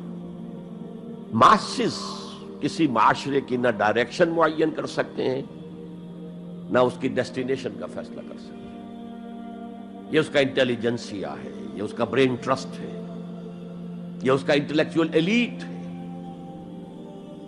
لہذا اس نظریاتی تصادم میں بھی پرائرٹی نمبر 1 وہ طبقہ ہے. اگر وہ آپ کے نظریات کے قائل نہیں ہوں گے، حامل نہیں ہوں گے، there can be no collective change in this society. افراد کچھ مل جائیں گے آپ کو، افراد کے اندر ہوتے ہیں جو قبول کر لیتے ہیں بس، لیکن معاشرہ ان کے کنٹرول میں. اور اس سطح کے لوگوں کو دعوت دینا، تبلیغ کرنا آسان کام نہیں. آپ کو دلیل سے بات کرنی ہوگی، آپ کو ان کے نظریات کا تجزیہ کرنا ہوگا، اس میں کتنا حصہ غلط ہے، کتنا صحیح ہے. ان کے دماغوں میں مارکسزم گھسا ہوا ہے، ان کے دماغوں میں فرائیڈزم گھسا ہوا ہے، ان کے دماغوں میں ڈاروینزم گھسا ہوا ہے، ان کے دماغوں میں لاجیکل پازیٹیوزم گھسا ہوا ہے. ہاں، کچھ لوگ رہے ہیں آئیڈیلسٹ بھی. ایک ہندوستان میں مسلمان پیدا ہوا آئیڈیلسٹ فلسفی علامہ اقبال، اور دوسرے ہندو رادھا کرشنن، بہت بڑے آئیڈیلسٹ، اس میں کوئی شک نہیں. اور ان کو اللہ نے لمبی عمر بھی دی، تو انہوں نے جو تصانیف فلسفے پر لکھی ہیں علامہ اقبال نہیں لکھ پائے. تو یہ جو طبقہ ہے یہ عام واعظ و نصیحت سے اثر قبول نہیں کرتا. Because there is a barrier in their minds, in their brains. You have to pierce through that barrier, and only then you can approach their hearts. ان کے دلوں تک رسائی نہیں ہو سکتی براہ راست جب تک کہ یہ خول جو ہے، یہ نظریاتی خول، اس کو پیئرس نہ کیا جائے. اور اس کو پیئرس کرنا آسان نہیں ہے. کچھ ذہین نوجوان، فطین نوجوان، اعلیٰ صلاحیتوں والے نوجوان اپنی پوری زندگی اسی کام کے لیے وقف کریں کہ ایک طرف ان جدید علوم و نظریات کو گہرائی میں اتر کر پڑھنا ہے اور سمجھنا ہے. جب تک آپ ان نظریات کو جانیں گے نہیں، نفی کیسے کریں گے؟ آپ کیسے آج تجزیہ کریں گے کہ اس میں یہ حصہ صحیح ہے یہ حصہ غلط ہے؟ اور دوسری طرف قرآن کی گہرائی میں غوطہ زنی کرنی ہے تاکہ ہدایت جو اللہ کی آئی ہوئی ہے اس کو آپ اچھی طرح سمجھیں، اور پھر اس نور کی روشنی میں پھر آپ لوگوں کو ان چیزوں کے خلاف متنبع کریں کہ اس میں یہ غلطی ہے، اس میں یہ غلطی ہے، اکنامکس کی یہ تھیوری غلط ہے، باطل ثابت ہو چکی ہے، ڈارونزم جو ہے وہ بایولوجی کے میدان میں شکست دیا جا چکا ہے۔ لیکن یہ کہ یہ تو کام کرنا جو ہے it's a lifelong affair. اب ظاہر بات ہے آپ کے علم میں شاید ہو کہ جب مارکس کتاب لکھ رہا تھا داس کیپیٹال تو اسے فاقے آ رہے تھے، اسے کچھ سپورٹ کرتا تھا اینجلز، لیکن یہ کہ کچھ عرصہ ایسے بھی ہوا ہے کہ وہ بھی سپورٹ نہیں کر سکتا، لیکن پھر اس کی کتاب نے دنیا کو پوزیس کیا ہے، اس کے فلسفے نے لوگوں کو اپنی گرفت میں لیا ہے، تبھی تو پھر انقلاب برپا ہوا۔ اسی طریقے سے جب تک کہ کچھ نوجوان اسے اپنا پوری زندگی کا کیریئر نہیں بنائیں گے، اس کا کوئی امکان نہیں ہے کہ اس طبقے میں آپ کوئی ڈینٹ بھی ڈال سکے۔ اور اگر یہ نہیں ہوگا تو society as a whole, the state as a whole will never accept any change. اس سے نیچے آئیے، عوام الناس، ان کے دماغ کلین سلیٹ کی طرح ہے، اس میں نہ کوئی خناس ڈارونزم کا بھرا ہوا ہے، نہ فرائیڈزم کا ہے، نہ مارکسزم کا ہے، کچھ بھی نہیں، کلین سلیٹ ہے۔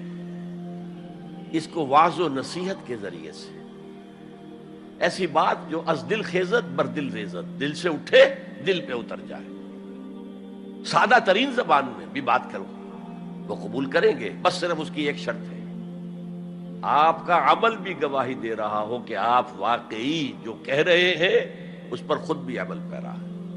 یہ اگر پہلی منزل آپ سر کر آئے ہیں تب تو ٹھیک ہے، اگر پہلی منزل آپ نے سر نہیں کی اور آپ شروع ہو گئے مبلغ کی حیثیت سے، تو ایسا مبلغ جو ہے وہ اسلام کو بدنام کرے گا۔ وَمَنْ أَحْسَنُ قَوْلًا مِّمَّنْ دَعَا إِلَى اللَّهِ وَعَمِلَ صَالِحًا وَقَالَ إِنَّهُ مِنَ الْمُسْلِمِينَ۔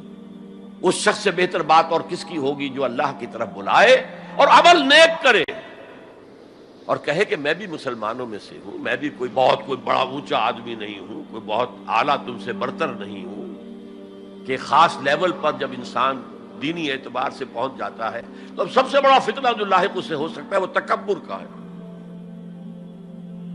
دوسروں کو بنظر استحقار دیکھنا۔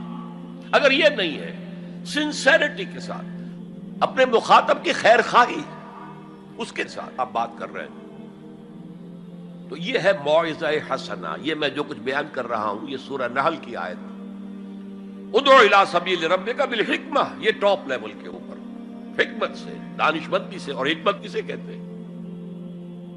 عقل کا سفر فطرت کی رہنمائی میں، اس کا نتیجہ حکمت ہے۔ عقل خالص کا نتیجہ فلسفہ ہے، فلسفے کی منزل سکیپٹسزم ہے یا ایگنوسٹسزم ہے، لادریت ہے یا ارتیابیت ہے، ثم لم یرتابوا آج ہم نے پڑھا ہے، وہی ارتیابیت ہے۔ تھرڈ لیول ہے کہ ہر معاشرے کے اندر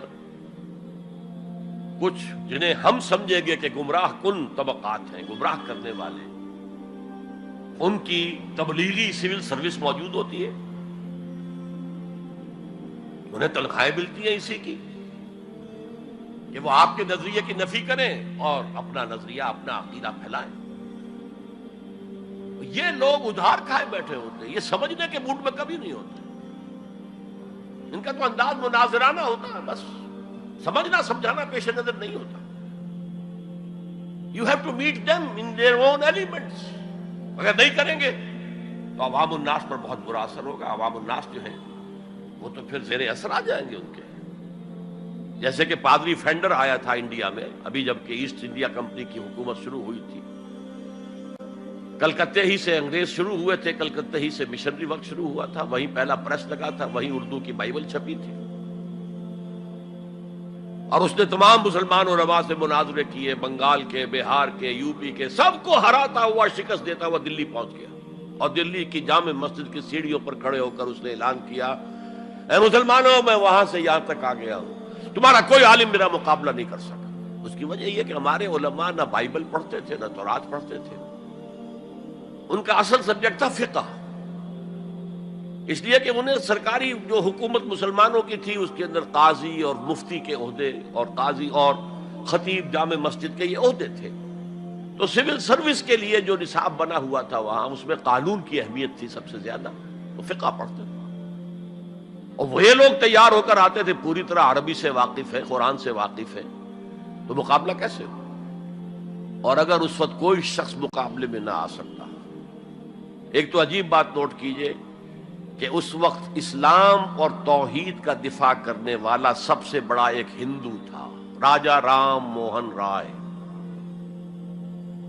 آئینہ تثلیث اس نے کتاب لکھی ہے جس میں کہ ٹرینٹی جو عیسائیت کی بنیاد ہے اس کی نفی کی اور توحید کا اثبات کیا.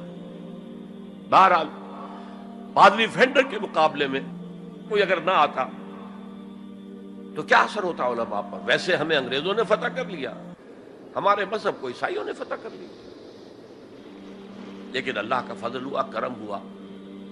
ضلع مظفر نگر کا ایک قصبہ کیرانہ ہے، مولانا رحمت اللہ کیرانوی رحمت اللہ علیہ وہ میدان میں آئے، انہوں نے شکست فاش دی فینڈر کو، بھاگ گیا ہندوستان سے. تو یہ جدال اس کو قرآن کہتا ہے، مناظرہ نہیں، عام لفظ استعمال ہوتا ہے مناظرہ، قرآن کہتا ہے مجادلہ. لیکن اس کے لیے بھی کیا کہتا ہے؟ جدال بھی کرو تو خوبصورت طریقے سے، گالم گلوچ نہ کرو، لوگوں کی توہین نہ کرو، ان کے جھوٹے معبود ہیں تو انہیں گالیاں مت دو، شریفانہ انداز میں بات کرو. یہ 3 لیولز دعوت. ظاہر بات ہے کہ اس طرح کے مناظرے کے لیے بھی اسپیشل ٹریننگ کی ضرورت ہوتی ہے. اگر آپ ان مذاہب کی گہرائی میں نہیں اترے ہوئے، ان کی تاریخ کی جو ہے پورا پس منظر آپ کو معلوم نہیں، ان کے اسکرپچرز کو آپ نے نہیں پڑھا ہے، تو آپ کیسے کریں گے مناظرہ؟ تو یہ 3 سب لیولز ہیں دعوت و تبلیغ کے، جہاد کے، جس میں جان بھی لگتی ہے، مال بھی لگتا ہے. ایک ادعو الی سبیل ربک بالحکمہ for the elite, intellectual elite, والموعظۃ الحسنہ فار دی کامن ماسز، وجادلہم باللتی ہی احسن، اور جدال اور مجادلہ کرو ان کے ساتھ، لیکن بہت عمدہ طریقے سے، خوش اسلوبی سے. اس میں تہذیب ہونی چاہیے، شائستگی ہونی چاہیے. اگر وہ کہیں اس سے نیچے گر رہے تو مت گرنا. 2 لیولز اور 6 سب لیول ہو گئے. اب آئیے، اس کا چوٹی کا جہاد ہے نظام کو بدلنا. مارکسزم کو مانا ہے تو فرض ہے کہ کمیونزم نافذ کرو. یہ سخت ترین مرحلہ ہے، اس لیے کہ ظاہر بات ہے کہ خلا تو کہیں ہے نہیں، کوئی نہ کوئی نظام تو ہے، اور وہ نظام اپنے آپ کو ڈیفینڈ کرتا ہے، وہ سٹیٹس کو وہ چاہتا ہے. اس کے ساتھ جو پریولیج کلاسز ہیں وہ چاہیں گی نظام یہی رہے. اسی کی شاخوں پر تو ہمارے آشیانے بنے ہوئے ہیں، ہمارے گھونسلے، ہمارے مفادات پر زد پڑ رہی ہے. Grid up your lines, resist them. یہ معاملہ ہے جس میں تصادم آتا ہے. نظام تصادم کے بغیر نہیں بدل سکتا. دعوت کے ذریعے آپ سلیم الفطرت، سلیم العقل لوگوں کو کھینچ لیں گے، لیکن لاتوں کے بھوت باتوں سے نہیں مانتے. جن کے ویسٹڈ انٹرسٹ ہے وہ نہیں چھوڑیں گے. ان میں سے بھی ہو سکتا ہے نکل آئے. ابو بکر صدیق انہی میں سے تھے، عثمان غنی انہی میں سے تھے، لیکن نکل آتے، لوگ نکل آتے. لیکن اکثریت ان کی وہ ڈٹ جاتی ہے. گرڈ اپ یور لائنز، اپنے مفادات کا تحفظ کرو، بچاؤ اپنے مفادات کو. تو تصادم بیکمز انیویٹیبل، انیویٹیبل، انیویٹیبل. اس تصادم کی بھی 3 سٹیجز ہیں. وہی میں نے کہا تھا نا، 3 سب سٹیجز ہر سٹیج پر. پہلی یہ ہے جسے پیسو ریزسٹنس کہا جائے گا. ظاہر بات ہے کہ کانفلکٹ تو انقلابی لوگوں نے پیدا کیا ہے نا. معاشرہ تو بس رہا تھا، غلام اپنے قسمت پر شاکر و صابر تھے، قربا کہتے تھے ہماری تقدیر ہی یہ ہے، ٹھیک ہے، اسی لیے تو مارکس نے کہا کہ یہ اوپیم آف دی ماسز ہے مذہب۔ اس نے کانفلکٹ کس نے پیدا کیا؟ جس نے کہا یہ غلط ہے، یہ نظام صحیح نہیں ہے، یہ ریپریسو ہے، یہ ایکسپلائٹیٹو ہے، یہ ڈسکریمنیٹو ہے، اس میں تقسیم دولت کا نظام غلط ہے۔ ایک طرف ارتکاز دولت ہے، دوسری طرف احتیاج ہے، بھوک ہے، مفلسی ہے، قلاشی ہے۔ جو یہ کہتے ہیں تو گویا کہ ایک تالاب پرسکون تھا، اس نے پتھر تو آپ نے مارا نا، اب جو لہریں اٹھیں گی تو be prepared to face the music. چنانچہ اور مارو ان کو قتل کرو، ان کو جیلوں میں ٹھونس دو، ان کو یہ کرو، ان کو وہ کرو۔ اس سارے معاملے میں پہلی سٹیج ہوگی اس نظریاتی اور نظام کے تصادم میں ٹیک آل پرسیکیوشن وداؤٹ اینی ریٹیلیشن۔ اگر آپ وائلنٹ ہو گئے فرام دی ویری بگننگ تو جو پاور اس وقت ہے موجود، جو نظام ہے اس کو ریپرزینٹ کرنے والی جو حکومت موجود ہے، وہ آپ کو کرش کر کے رکھ دیں گے۔ You have to buy time. اور اس کے لیے کیا ہے؟ وہ تمہیں مارے تم جواب نہ دو، وہ گالی دے تم انہیں دعائیں دو، وہ پتھر مارے تم پھول پیش کرو۔ ادفع باللتی ہی احسن، بہترین انداز میں دفاع کرو۔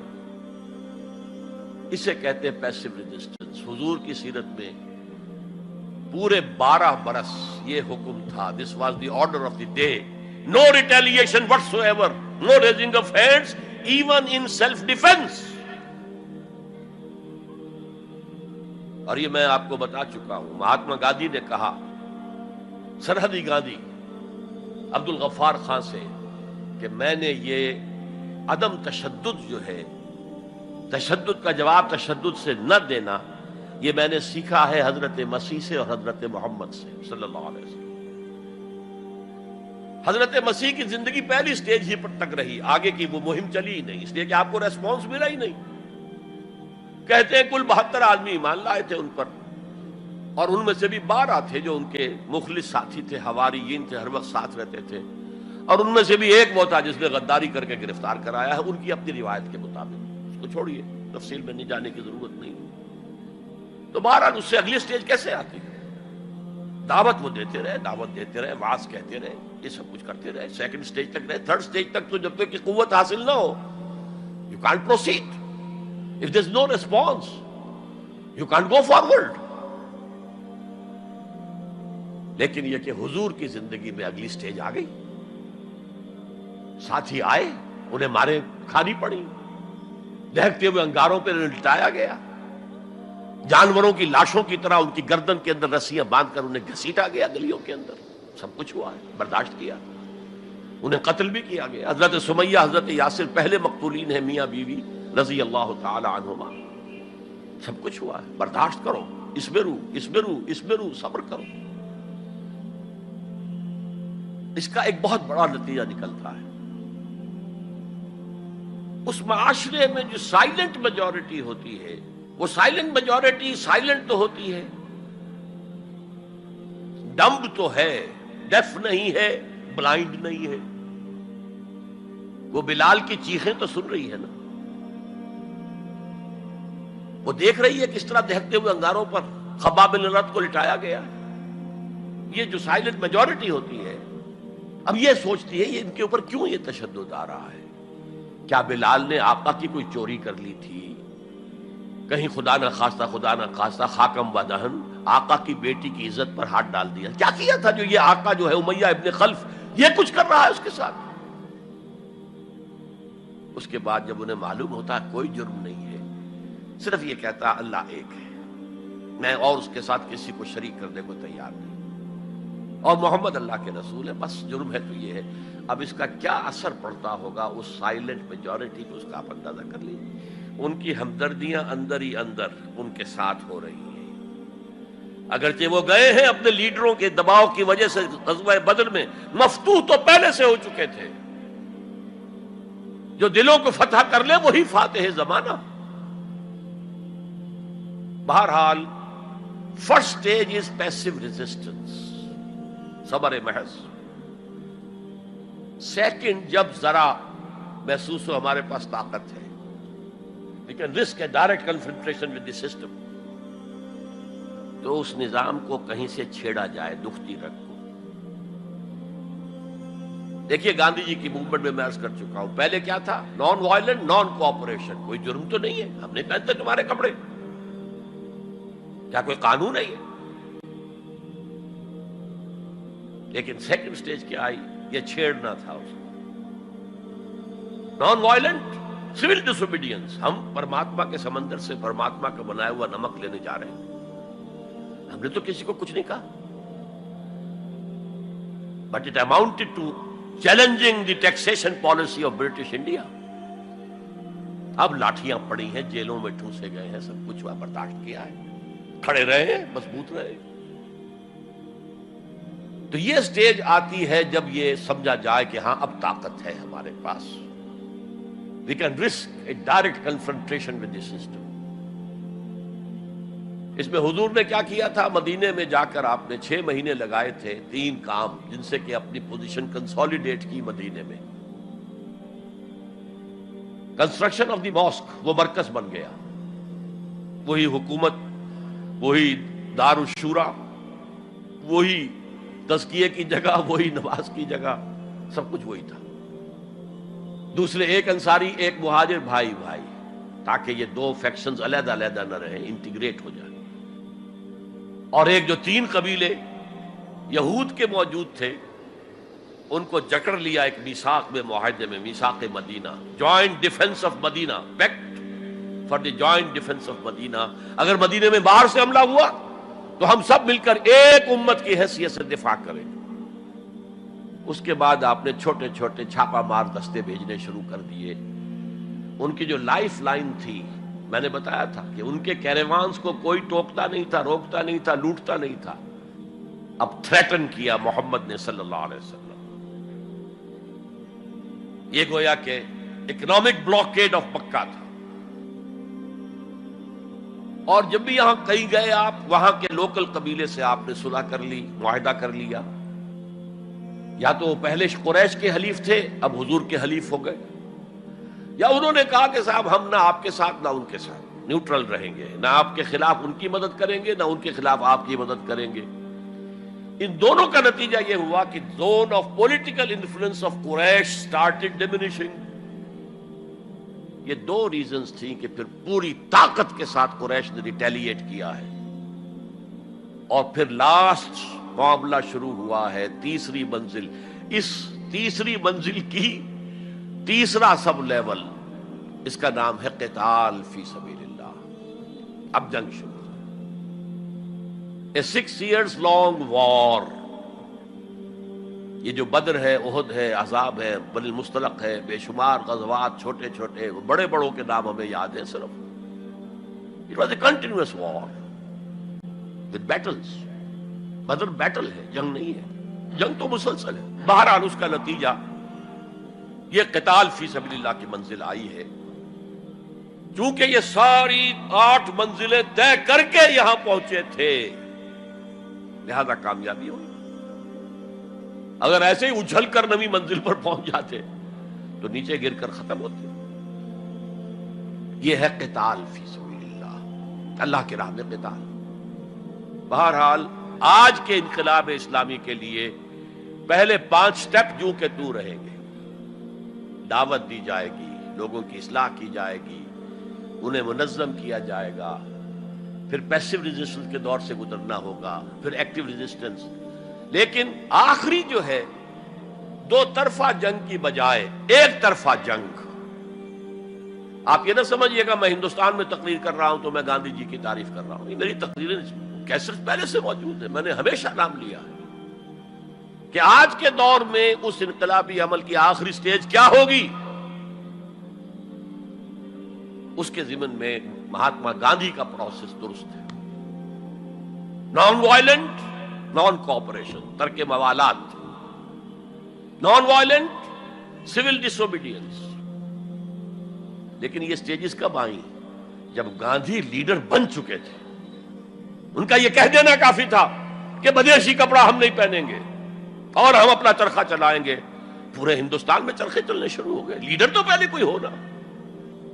تو یہ اجتہاد جو ہے اس کو آج ہمیں قبول کرنا ہوگا. ہمارے لوگ کچھ دوسرے راستوں پر چلے ہیں جس کی وجہ سے دنیا کو موقع ملا ہے کہ وہ جہاد کے لفظ کو خوب اچھالیں اور بدنام کریں. حالانکہ جہاد کا یہ پروسیس سامنے ہو تو کسی سلیم الفطرت انسان، کسی سلیم العقل انسان کو اس پر اعتراض کا کوئی بھی حق حاصل نہیں ہوگا. بارک اللہ لی و لکم فی القرآن العظیم ونفعنی و ایاکم بالآیات و ذکر الحکیم.